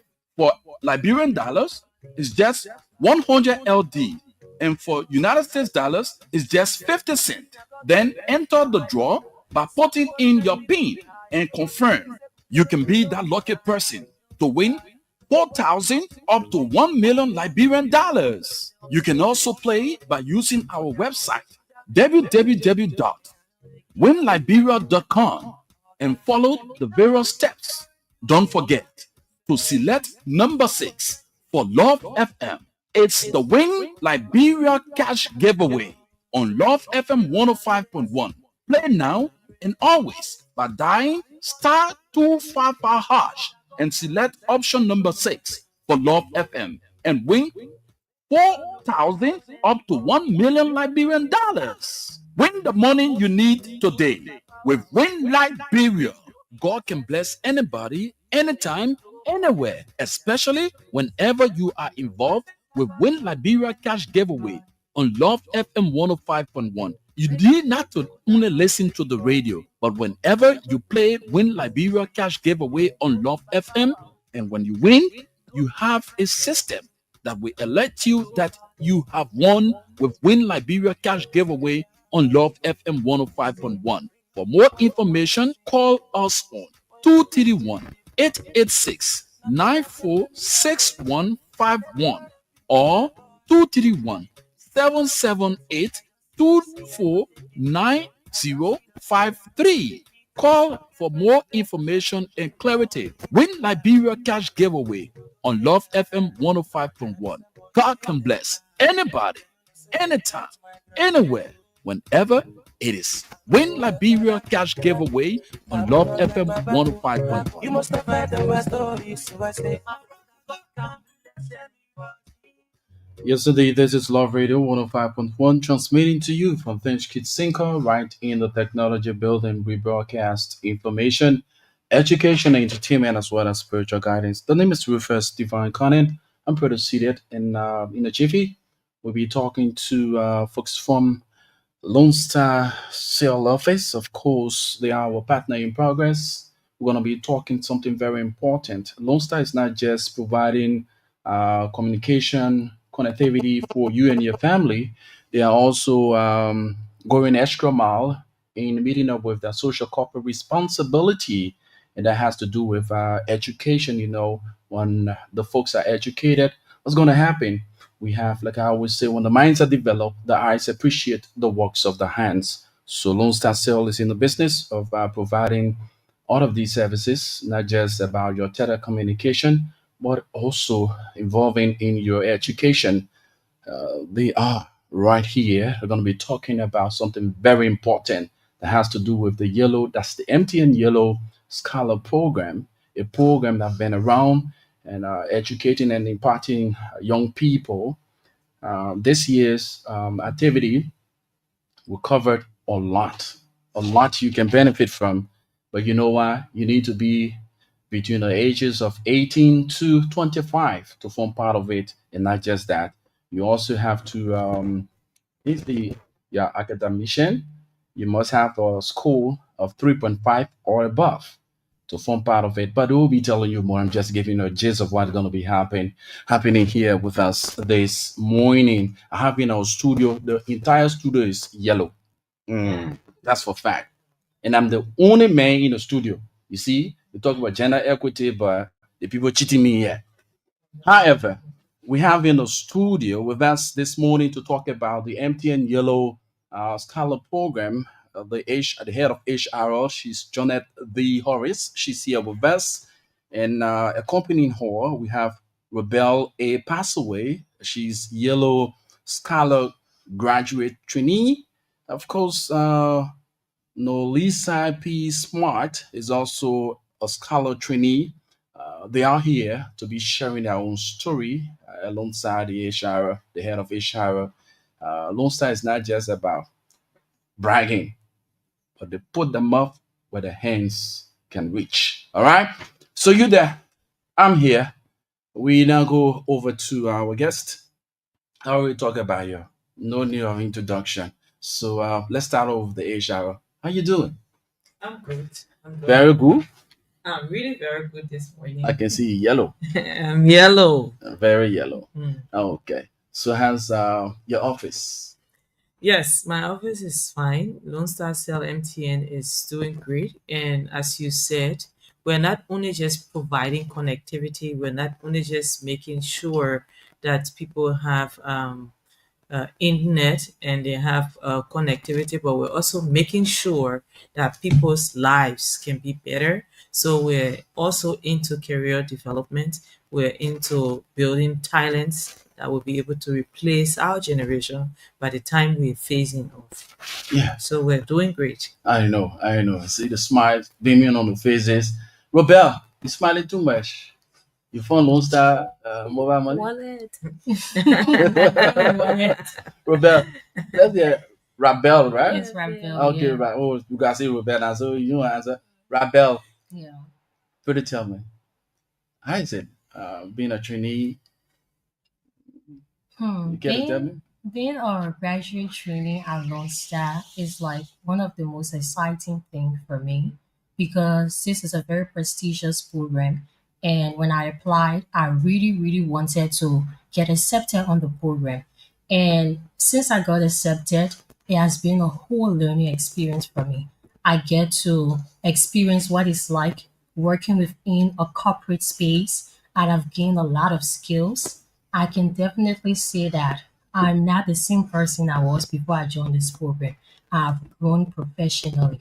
Wow. So it has been amazing. No, Lisa. Yes, I'm Nolesa and The blackest in the building. yes, black original color. Well, I'm so Where your excited. twin sister? She's okay. She's fine. She's Oh, also you the know same. this one. Yes, Okay. Oh, for baby age. Oh, wow. That's great. Yes. So I'm so excited to be a graduate trainee. I mean, when I applied for this program, I had my finger crossed the entire time. It's just something funny to say, but I was even fasting and praying because this is because I know what it means to be a graduate trainee. When Lone Star Cell MTN says they're going to train you, they mean that they're going to train you. I sit in an office with a staff that will tell me if you don't understand anything, no lesser. Even if you want me to speak local for you to understand it, if you want me to speak your dialect for you to understand this, I need you to understand it. That's how serious this program is.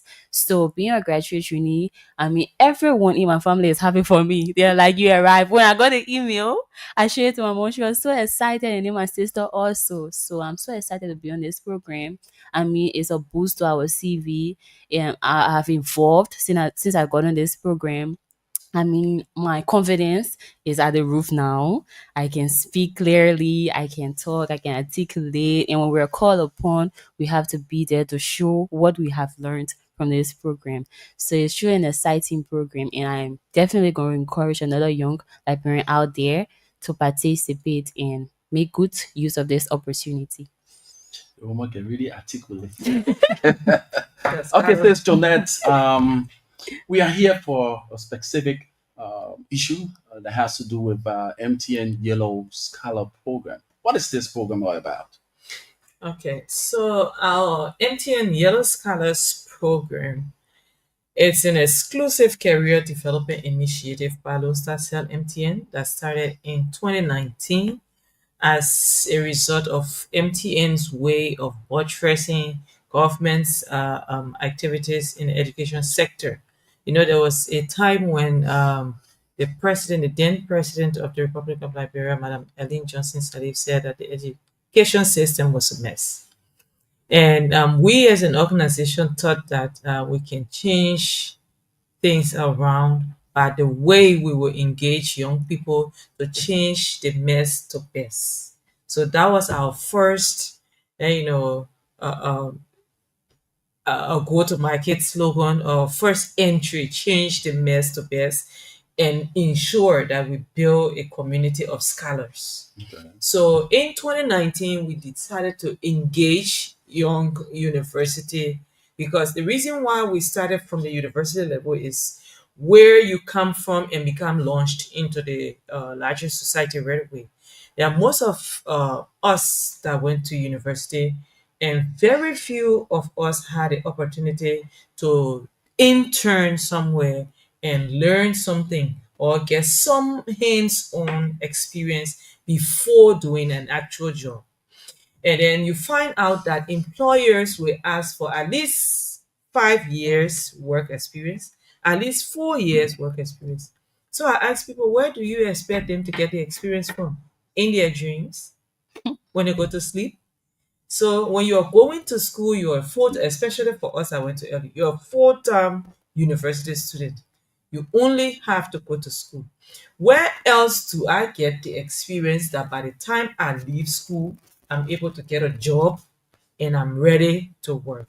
So, as a result of that, the Yellow Scholars Program was launched to get young university talents in diverse fields of study, regardless of whatever you're studying at the university, to be able to diversify them into different skills, different fields, and give them an experience and exposure to what the work certain looks like. So regardless of whatever you're studying in a university, let me use the word a reading.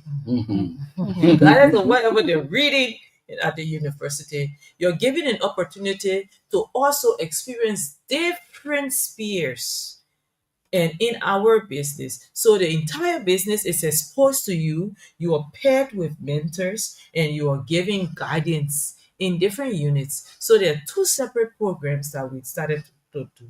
It's the internship program and the graduate trainees program.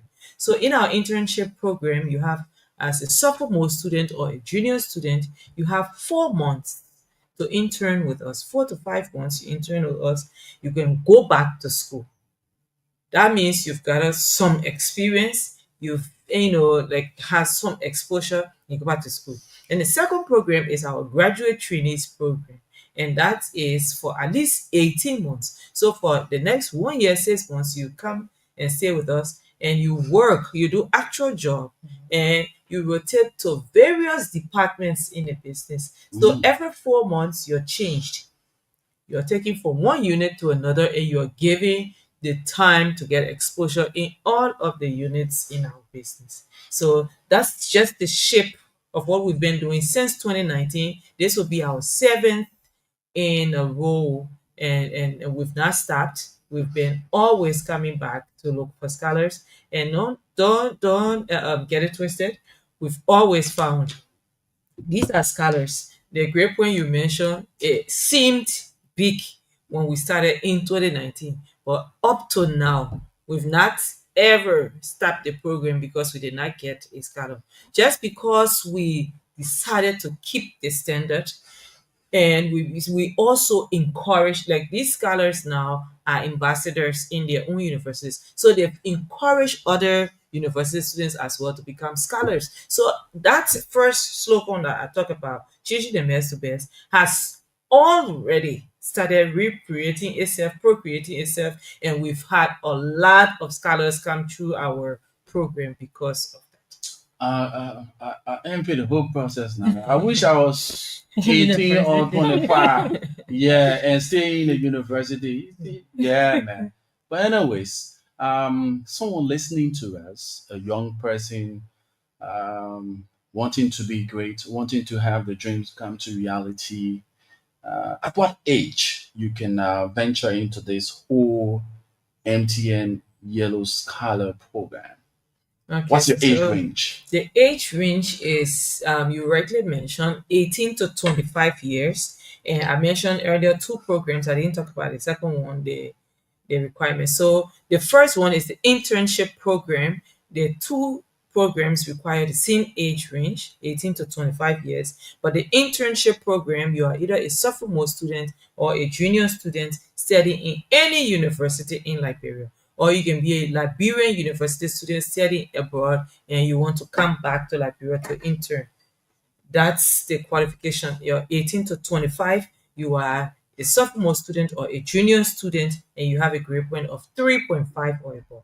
Then the second program is the graduate trainees program.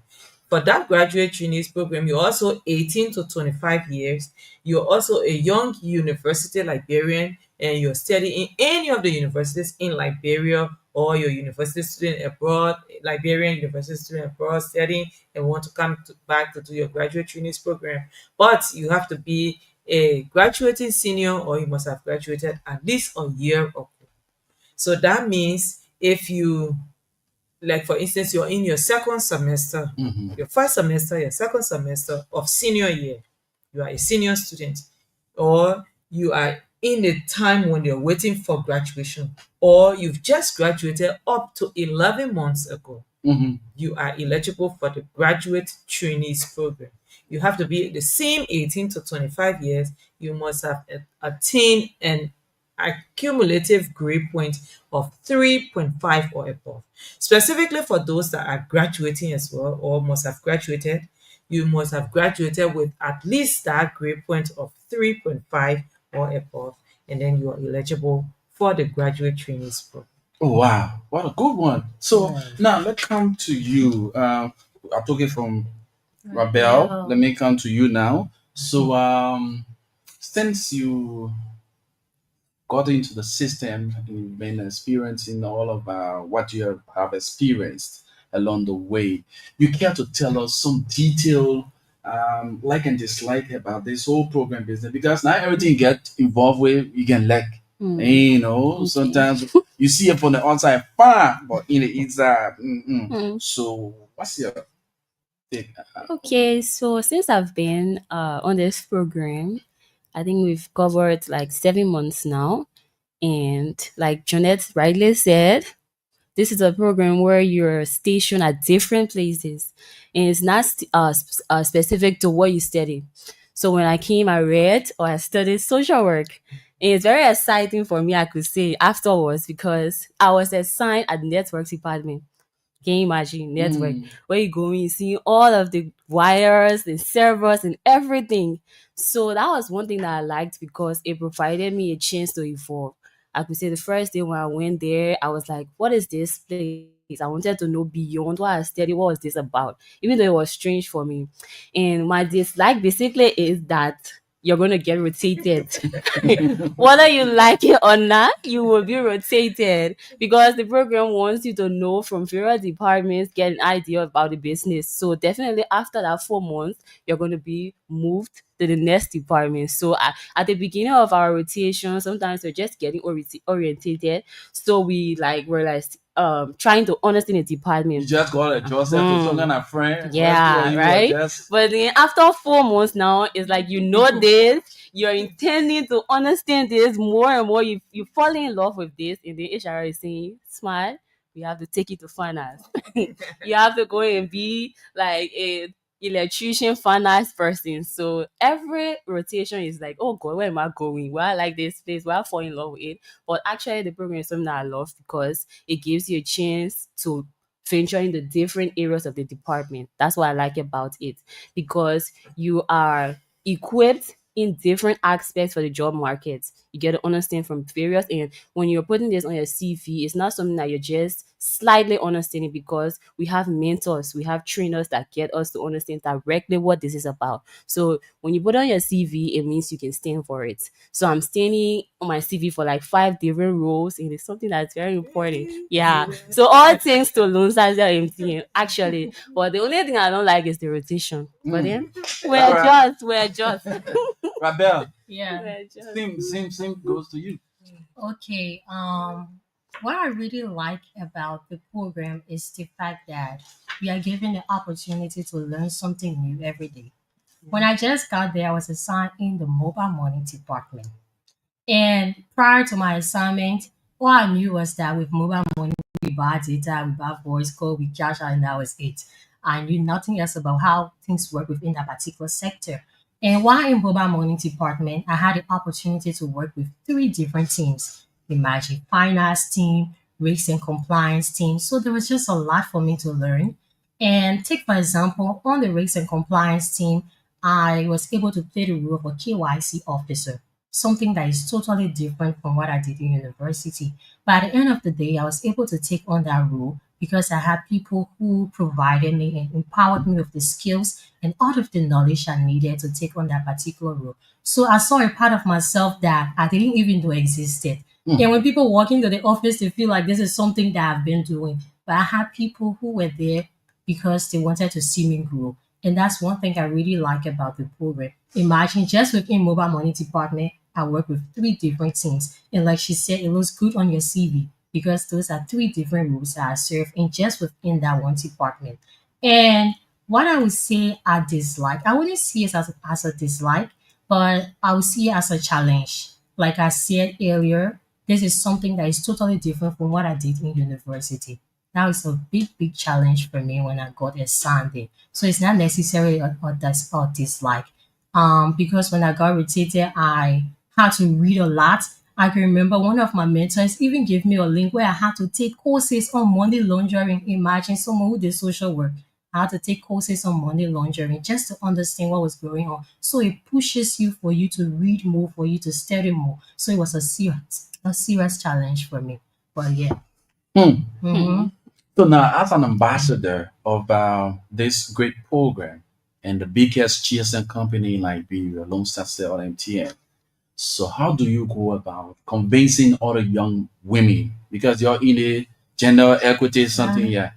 How do you go They about? carry me to OKF and they carry 3 men. Yeah. So I can't. Yes. So how do you go about convincing your peers to get themselves involved? Because I always have the saying that says, when the minds are developed, the eyes appreciate the works of the hands. As an ambassador, how do you spread this message? Okay. So first thing I'm just gonna say, before I could get on the program, I had 2 friends who were on the program. And even though I wasn't within NTN space, but I could see how they were growing. So the uniqueness of the program is that you grow in such a way that your growth becomes noticeable by the people around. So that's one reason why I will encourage people or you any young person to apply for the program because you grow in such a way that even the people around you get to see how you are improving and how you are thriving. That's one reason why I would say a young person should apply for the program.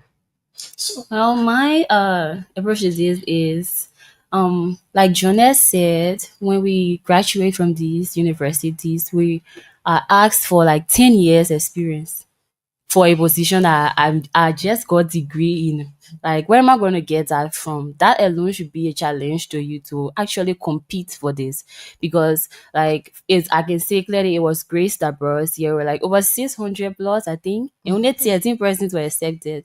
So it should be a signal to you that this program is not a joke.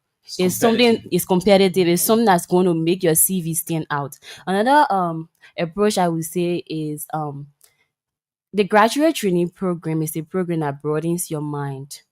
It opens your mind, like Rabia rightly stated. When I went to network department, I was given a couple of books to read to understand this department. You thinking that you not go, to where and make money? They can't carry you back to school again. This is because they actually want you to understand from the beginning what you're going to get into, because they're actually going to see you as someone that they can trust. So that is an encouragement to a lady out there that once you are accepted into this program, you're not going to be, I should say, underestimated. You're going to be taken as a serious person that needs to be rebranded, so that when you leave this program or when MTN lends you to another department, you're going to make them proud. So that is Beauty with encouragement. brains. They are in the building. Yeah. See, the people doing that. Ambassador for truth. So let's get a word from Lone Star Cell, our partner. When we come back, we got more of what this program is all about. This is a special interview here with great folks from Lone Star Cell. We are talking about the MTN Yellow Scholar program. So be there. I'm here. The name is Rufus Divine Cunning. If you want extra small money for the things that you're not expecting, let me tell you about Momo Loan. Live fast and easy way to be free with money problem. Momo Loan, the new way of taking care of things when you not get money. The first thing you gotta do is to register. Dial *156*5# and you will select extra cash. Hey man, that one, that easy credit there. Momo Loan, they're not just giving you money, oh, they are making you strong financially. Momo Loan, that your fallback position, that you're dependable. Go get it. Don't wait, oh, go register today and control your money palawa with Momo Loan. Momo Loan, extra money for the things that are important to you.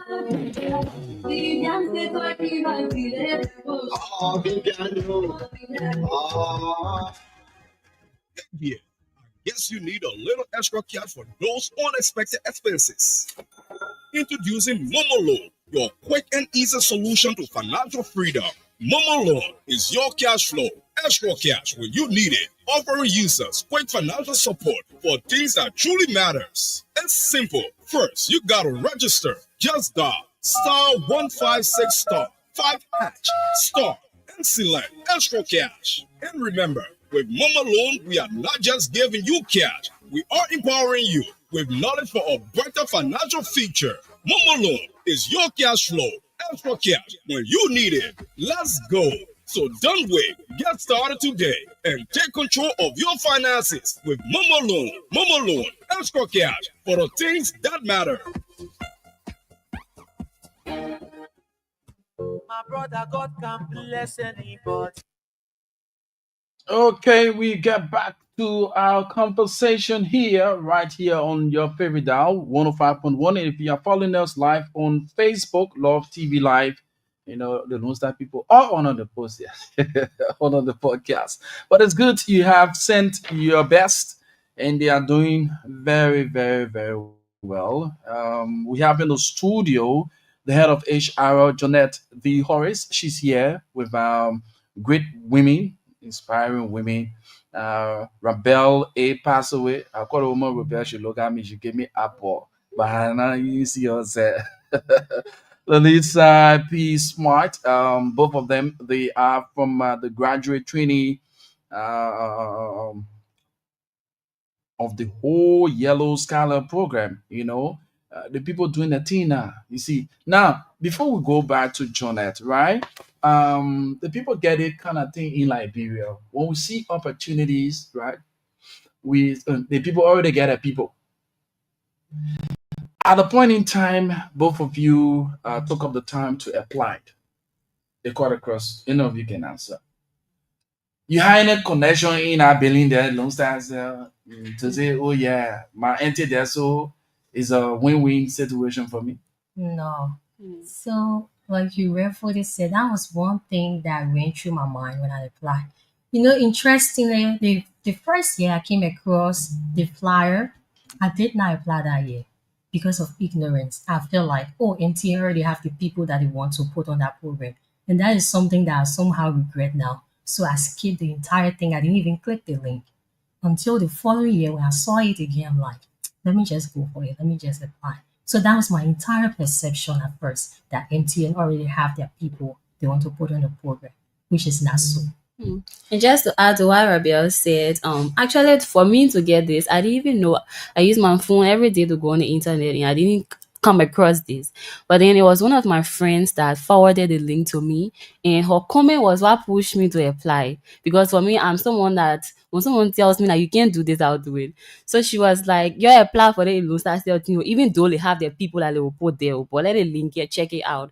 So I said, "Okay, fine. I will use this particular link and I will apply and see if it is true what you're saying that Lonestar still has their people that they want to." Actually, I don't have any family there, but I think over the time that I've stayed now, Yeah, my very departments have made me a family that I love definitely. So I think that's one mentality that has stopped young people from reaching their potentials because they think that for every application the corruption is there and people already have their people, their family members that they want to put there, but it's not as so. It's not as that way. We have to get to a point where we can go beyond all of these lies and try to, bring out the best of ourselves from there. Yes, Jonette, as head of this whole human resource thing on this yellow MTN Scholar program. Now, somebody listening to us have gotten encouraged to engage in the process. Rabel and her colleague, Lalisa, have given their testimony, their direct testimony to this whole program, right? Now, what is the means through which one can form part, like you said, 18 to 25. You must have the GPA of 3.5 or above, and you give that salary. The people understand it. So go our local So balance now. yeah, so how to So apply how now? How to my son or my daughter or my nephew, my cousin can apply? all right. So you know what? So let me just speak local English. I don't call it Kurokwa. I don't call it Kurokwa. I call it local Everybody get English. understand. The first thing what I think of for Mhm. is the testimonial that we can always come to the studio with. Only time we didn't have anybody to go to the studio with that was 2019. But it's been 6 years now, and we have a lot of testimonies to show that this program is not quote unquote, the way how we can say out there, they get their people. Mhm. If we're having our people, will not be advertising it every year. If we're having our people, will not be going from one radio station to another every year to say your account, your account, your account that you're looking for, with your account. So the people we're looking for, let me tell you one thing today. Can't close up. Let me tell you. Secret. Mhm. Failing to follow instruction can make people to not join a program. Nobody not get their people.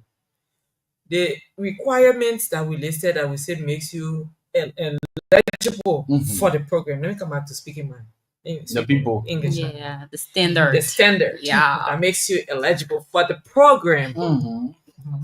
If you have all of those, you're 18 to 25 years. If today is your 25th birthday, it means obviously you're not eligible for the program because you've already reached the age, right? If tomorrow I got two more. you still get 2 more years to be 25, you're eligible, right? You're 18 to 25, you're in any of the universities around Liberia, whether Maryland University, Tubman University in Maryland, whether Cotton in Bon County, whether any of the community colleges, you have your 3.5 grade point. All you need to do is to do a one-page letter of motivation stating why you feel best suited of all the 600 people that will apply, of all the 300 people that will send the application, of all the applications that will be sorted, why you feel you're the best we should select. Then a 2 minutes video. Why am I stressing on this? Because it is failing to follow instruction that makes your CV to not even be picked. And then when you are not picked, you say because they get their people. When you are a scholar, you should follow instruction. Your 2 minutes video is 2 minutes, a video that Why if I go 2 minutes, 1 second set? how you won't be following Just make sure you put all how the you won't be information I say fail directly. to follow instruction can spoil your way. They say 2 minutes, 1 second if now. Don't spoil it here. So your 2 minutes video, your one page. Scholar, please, scholar. Don't read 5 pages. Don't read 5 pages. You will read book later on like Ebenezer when you come. The man to wish somebody happy birthday, you can read to see. But don't read 5 pages when you applying. Please, your one-page letter of motivation, your 2 minutes video, your CV, and your grade sheet. Your grade sheet is to testify to your grade points that you have mentioned, and you say you got 3.5 above. So you have to have that grade sheet. Or let me hold you there, you. Because the country, yeah, plenty things happening. Things are happening. Plenty things happening in the country. Little Miami, plenty things are happening. We get World Trade Center and all around here, jotting things there around here. So let me tell you how we can authenticate the grade sheet. Authenticate? We can authenticate the grade sheet from the university. We get to ask people and when they apply for the program, they can be thinking say nobody will call them again. If I would call you for the first time, you'll be thinking say nobody will call you again. Because we get time when we can do background checks. We get time when they selected CVs, we can scrutinize them. Yes. Because we want to keep it's a scholarly program. We've named it scholarly program. It's the MTN Yellow Scholars. When these people appear anywhere, people give them respect because they're any of them any mistake get market down. Because they're not supposed to even chap say hey, they are scholars. What set the people apart from all the other but on a more serious note, right? We've never and one of the pride and when we had last year we had an official program to graduate the first 6 batches. After 6 years, we had a live program at Belacasa, and I've mentioned that one of my biggest pride since this program started in 2019 is that all of the scholars that we've selected have made us proud. Not even that they just stay with us. We have some of them that are employed today as employees at just about Lonestar to Cell go that. MTN. Yes, we have employees from the graduate trainees program. We have over, I think, about 5, or some of them we've even sent over to They'll put their our own loan. yeah, but some of them have left, and even competitors, they all have taken them, and they are employed. They gainfully employed as employees of other places. Some of them work in very good places right now. Some of them work with the banks. Some of them are still with us as graduate trainees, and some of them are employees of the Lonestar Cell MTN. But none of them that were selected have ever gone out and not proven themselves as a scholar. And that is a very, very great pride for us as an organization, because it means our selections were right. So let me go back to the criteria, how to apply. Because like people, they listen to the thing when you want anything I was saying, they will say, oh, she just say, oh, you want to do this, Yeah. you do that. We are a digital company. We're a telecommunications company, we're a digital company. We want nobody take car from Broadview, pass through that huge traffic, because you get one photo under your arm, you want to present your application to the office here. No paper application. So all these things that are just linear just now, your one-page letter of motivation, your CV, your grade sheet that will authenticate, just in case you think you're going to watch your center, your everything, make them soft copy, send them to us in an email. The email address is yellowscholars.lr@mtn.com. So the yellow is spelled without a W. And in Liberian way, let me say Yellow. it's yellow. YELLOSCHOLARS. All one word. .LR@mtn.com. If you put a LR there, the email might linger. It will not get delivered to us because there are Yellow Scholars programming other MTN opcodes now. And so MTN Liberia is identified with the LR. So it's yellowscholars.lr@mtn.com. If you put all that in together, you even take a picture of your grade sheet, it becomes a soft copy right away. Attach all in one email, one file. Whether you do a zip file, your video, whatever, everything will be in one file. With all that CV, what we're receiving, Nana, if you alone send 5 email, what will happen with you? Both. Your email must be one email. Your email should be one email. I know we are aware of it. Is that one file? Is that one thing? One file. One file and send it. Because if I'm looking for Rabel pass away, and I've already downloaded one email from Rabel pass away, then I'll be scrolling through the emails again to download all the series. Nobody should tell you that you even will receive 100. The reason why we have a stats of the number of CVs we can receive is because we can download all the CVs. Then I'll go look again and see another Rabel pass away again. I see another Rabel pass away. I see Rabel pass away alone. All the place alone. My whole folder. It will be embarrassing, for us to just remove Rabel pass away because she's all over the place.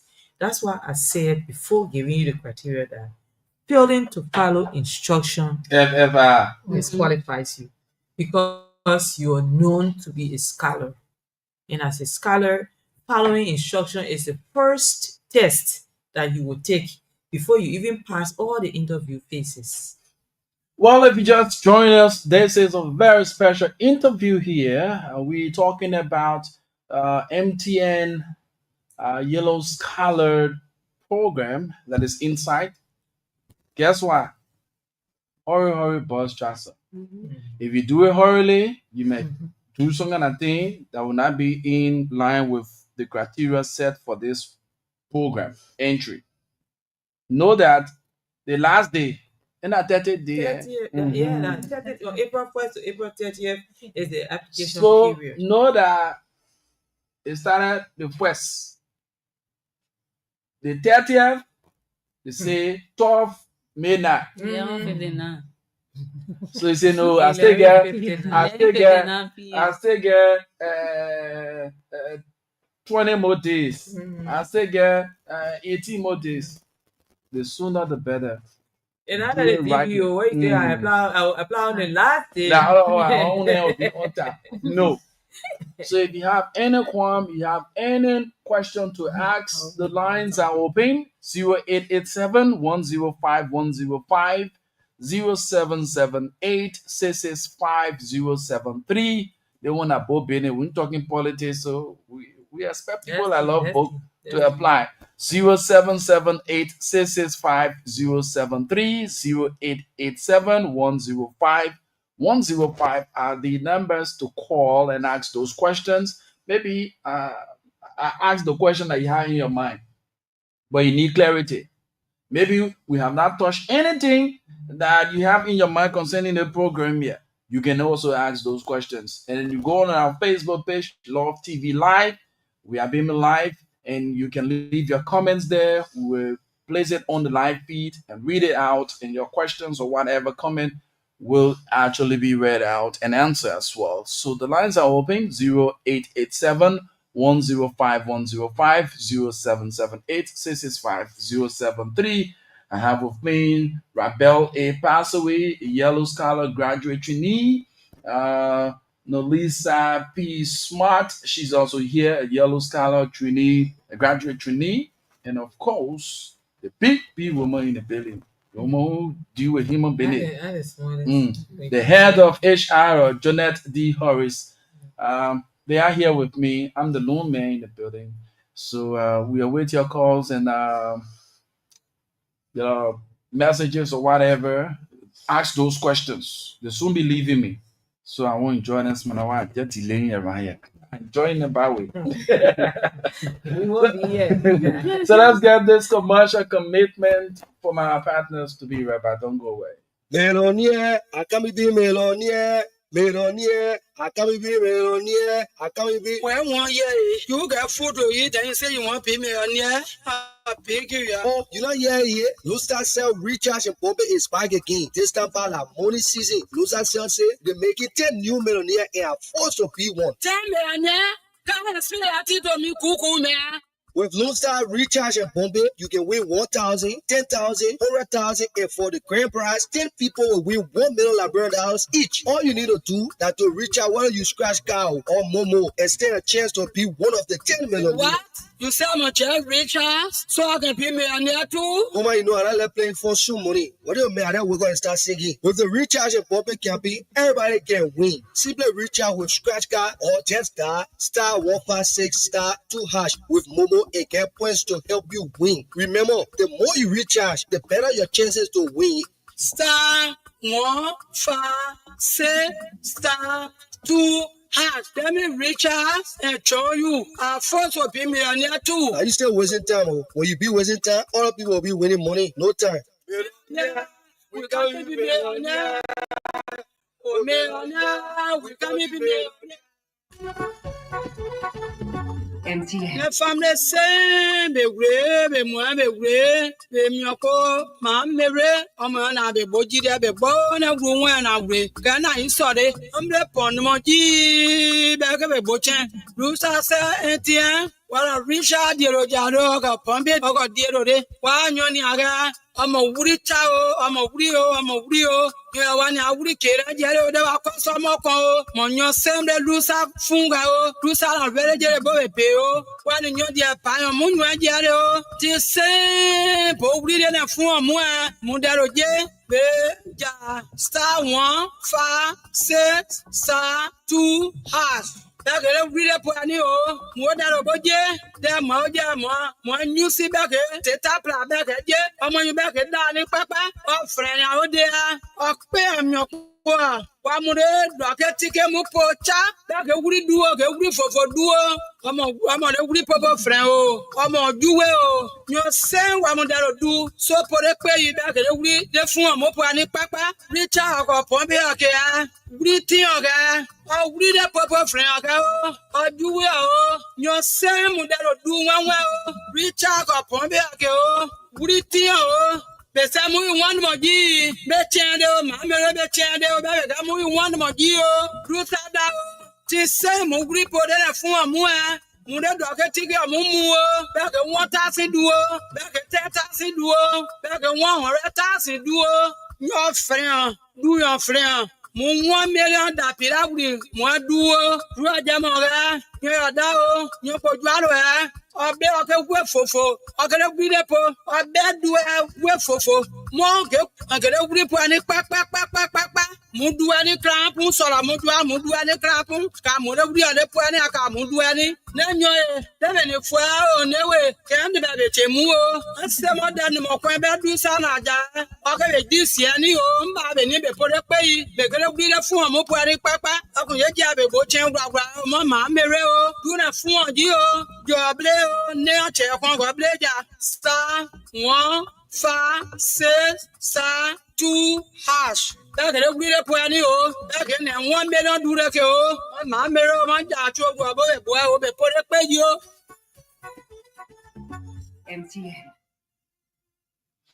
Of course, we're back. We're back, and I have the biggest G's in the building. Yeah.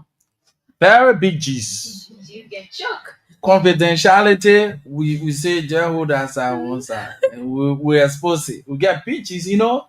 Have you learned about this whole yellow MTN yellow scanner program? There are some deep things inside. The secret here, the people say I'm not talking, but the secret between the HR and myself. HR I'm talking, I'm not talking.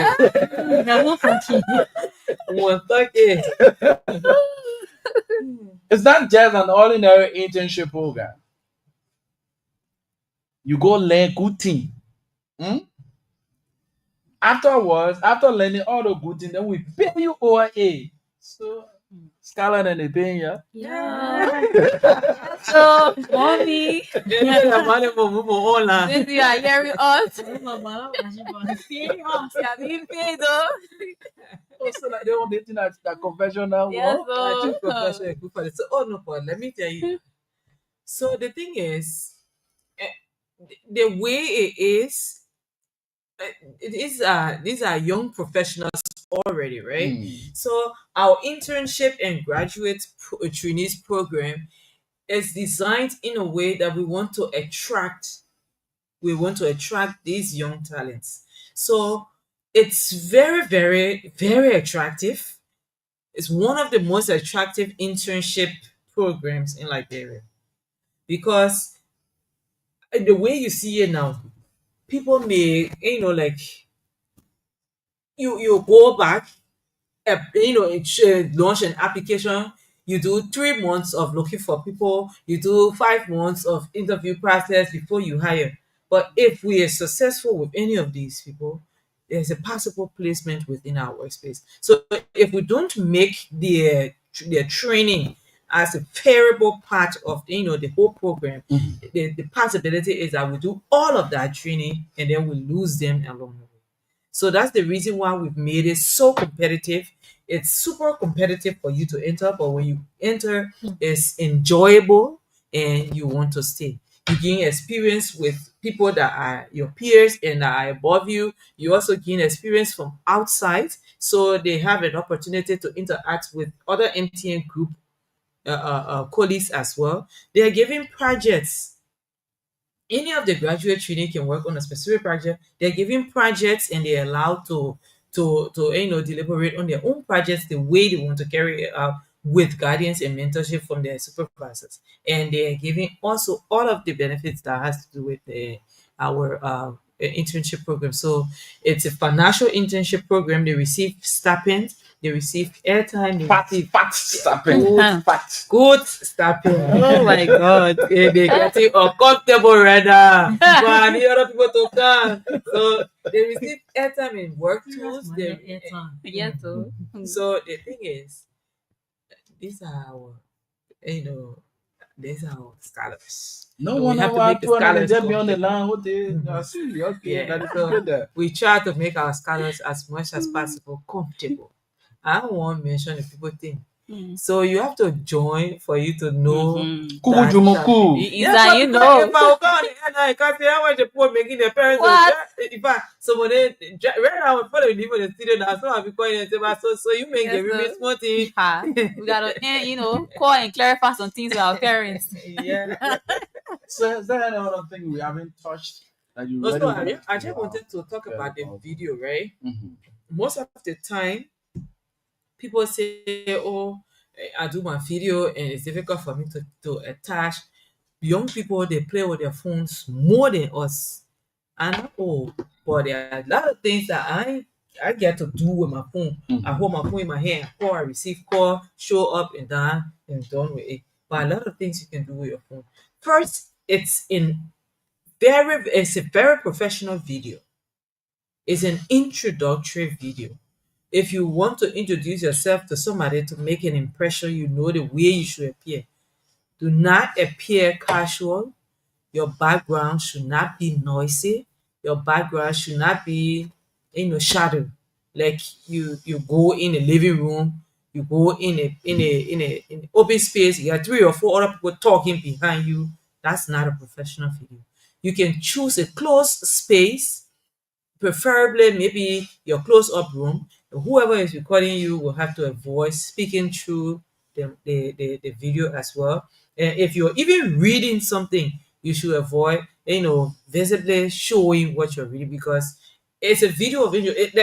Be normal, be natural, but be professional. The way you appear.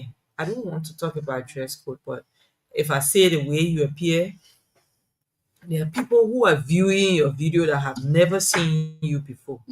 It is that way that you appear in that 2 minutes to show the person that I am Jonette D. Horace. And appearance speaks volume. Yeah, I'm a student of the University of Liberia. I'm studying sociology and demography.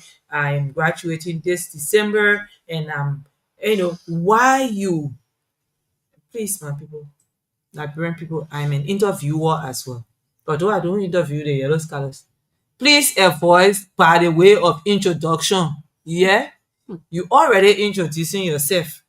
Remove By the way of introduction. Uncle, nothing finish. It pass. Say nothing will left in the past. Don't use by the way of introduction in your video. You are already introducing yourself. I am Jonette D. Horace. I'm a student of the University of Liberia. I'm a graduating senior, or I'm a sophomore, I'm a junior. That's enough. Tell us why. The catchy 1 or 2 points. I'm a go-getter. I am a very, very, hands-on person. I am easily trained. I'm able to do this and do that, do that. I have so and so experiences. I have done this, I've done that. I've done. You've been exposing the whole thing now. You already look at legal secret. But if you can't tell me, by the way, introduction, my name is Jonah Horace. I am my mother's name, my brothers. And 5 sisters. That way of writing CV, I was saying before, nobody writes it like that anymore. Where you're taking your CV and telling us how many siblings you have. Your 2 minutes will pass, and you don't do the marketing here. So the reason why I'm stressing on the video is because it will help you at the end of the day, so you can get that entry. Because that letter that someone is reading, a lot of us will not be very sure if you wrote it. And then the interview process. So all of those, your video should be attachable. If you make it 2 minutes, it's condensed, you are able to attach it. Then let me go to the interview. I'm giving these people a lot of tips. Yeah, I'm really being nice. be nice to them. The interview. So let me tell you who interviews the Yellow Scholars. It is our senior management team, the ESCOM, that interviews the graduate trainees, and it's our managers, our middle managers that interview the interns. You will be interviewed by probably people you've never seen or heard, because they're all from the ESCOM team. When you come to an interview, a professional interview, and I think I need to start running a program on the radio to talk about how people present themselves and to talk about people will come to the interview and say, "Oh, you guys." Now we are guy. That's not right. Yeah, and then you're doing a presentation because you're giving topics. The interview process is really very competitive process. There are about 3 or 4 steps before you get to the selection process. The reason why this program has kept the standard throughout these 6 years is because we've never skipped any of the steps. You're giving a presentation to do, you're giving time to do your presentation and come back and present it to the team. When you finish doing your presentation, your own presentation, what you wrote, will ask you question for it. When you finish, you come to another round of the interviews. depending on what Yeah, to defend your because somebody will sit down and go tell somebody to do the presentation for them. If somebody did that presentation for you, sorry. We are in a Because- digital age now, Mm. Israel. We are in a digital age, and there's something called AR. How do you detect It's someone's easy. work in You know that we AR? can test AI. We can also test AI. I can just copy everything that you did and paste it in AI. It will tell me which specific place that you took it from. We can paste it in Google. It will still tell me the specific place, the reference, and everything. It will tell you it. So if I ask you, okay, they're random questions. They're never a specific question that they will ask. So why do you like the color black? Why would you want to go to ChatGPT to go Honestly, why you like say why you love the color? Because it will be detected. You know that we are also tech savvy. We are also we get the gadgets. We are able to detect all the different things that will be for us to know you did something that was not right. So in fact, the presentation sometimes, if you're very lucky, is given to you 5 minutes before you come to present. If you put it in Google, we'll know. So you're giving a laptop, you're giving time and giving a space. Oh, go sit down in the boardroom there, do your presentation. When you finish, we call you. Yeah. So we do that just because we want to prove that the grade point that you've said You marry them. you merit it. You actually, because that Liberian mentality of them saying, oh, they will just select people that they want, they will just choose their own people, or they already get their people and all of that. We try as much as possible to triumph to pass that thing. So I'm giving tips on how the interviews are done. I'm giving tips on how your video should be because I'm actually expecting to see a very good number this year. So also the last point I wanted to lay on is if the two programs have different number of people we take in. The internship program that runs for 4 months to 5 months is at least 5 persons that we are looking for the internship program. So you have 50. Only 5 Wow. Five Why we're you must looking be for. very serious about your application. So that the reason why when you go to your video, you'll not be putting by the way of introduction there. You say I heard it from a woman on the radio already. Then the graduate trainees program that takes at least 18 months and above, depending on how you perform in the program. It is looking for at least 10 graduates. We're looking for at least 10 graduates for us to be able to train you and give you hands-on experience. Wow. So altogether, the entire program will take 15 persons, but 5 of them will stay for 4 months, and the rest of them will continue through 18 months. So, well, time is fast, but let's get a pattern comment. We started I'm with not surprised that we didn't get a call. Oh, You know what? that book bit in. And we're not talking about politics. Nah. Let's get a pattern comment. Okay, as a parting comment, I want to encourage every young librarian out there to firstly be optimistic about this. Like we have the mentality that is the people thinking they will choose their own people. Please have faith in yourself and apply. Also, there's a very competitive think. So please prepare enough because if we are over 50 and we're looking for 5 person, you have to be serious about what you're doing. And also have faith and hope that you're going to be accepted. We'll be waiting for you at the other scholars graduate training. They can join the people onboarding. Yes. As a parting comment, I like to encourage every young person, as long as you meet the criteria, take advantage of this opportunity. Put more effort into your application because, like Madam Jonas said, we have a lot of people applying, and it's a very competitive program. So put a lot of time in making your CV to be exceptional. so that you stand out. So yeah. So the boss of our bosses in the building. Yeah, stand out. I like that, Rabel. So at least there's something that sets you apart. Every individual. There are a lot of people that will apply that will come through the program, but there are some people that just get knocked. By the time you pick up the people, they just get knocked. Be that knock, check. Yeah, follow instructions. 18 to 25 years is 18 to 25 years. 3.5 grade point or above is 3.5 grade point or above for both programs. Ensure that you have your one-page letter of motivation stating why you feel best suited for the program. Have your CV. You can be a sophomore student, but now you don't have a CV. Sophomore, junior, you are eligible for the internship program. Sophomore to junior, you are eligible for internship program. Graduated seniors, or at least graduated a year ago, you are eligible for the graduate trainees program. So your 2 minutes video, your CV, your grade sheet, your letter of motivation, all in one document, all in one file. Avoid sending several emails. Send it to the email address yellowscholars.lr@mtn.com. YELLOSCHOLARS. Yellow Scholars. If you don't put the S to the scholars, the email will not go.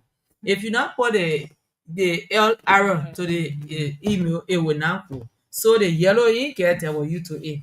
It's Yellow Scholars. YELLOSCHOLARS .lr@mtn.com. You girl over there, you're the one we're looking for. We're looking for female students, male students, just university scholars. Please join our program today, and we'll be glad to give you the experience that you will not regret. Thank you very much. From my left to right, we have Nolisa P. Smart, of course, Yellow Scholar graduate trainee. We have Rabel A. Passaway, Yellow Scholar graduate trainee. And of course, the boss in the building, Jeanette V. Horace, head of HR. They all represent Lone Star Cell. We've been talking about the Yellow Scholar program. My name is Rufus Devon Cannon. I'm encouraging you to form part of it. Venture, not people thing, not the people thing. It's about your own ability. Steady to show that self proof. Like I always say, when the minds are developed, the eyes will appreciate the works of their hands. Let's do it together. Lone Star Cell, the best GSM company. Use it? So let's, I know. So let's have ourselves a wonderful time. Follow the rest of our broadcast. Ladies, it was very interesting being with you. I learned new things from you. I will add a series to my tune as well. Thank you. Thank you for having us. The family say be we be mo be we be mioko ma mere omo na be boji de be bo na gru wan na we ga na yin so de omre pon mo ji be ke be bo chen ru sa se etien wala risha di ro ja ro ka pombe ko di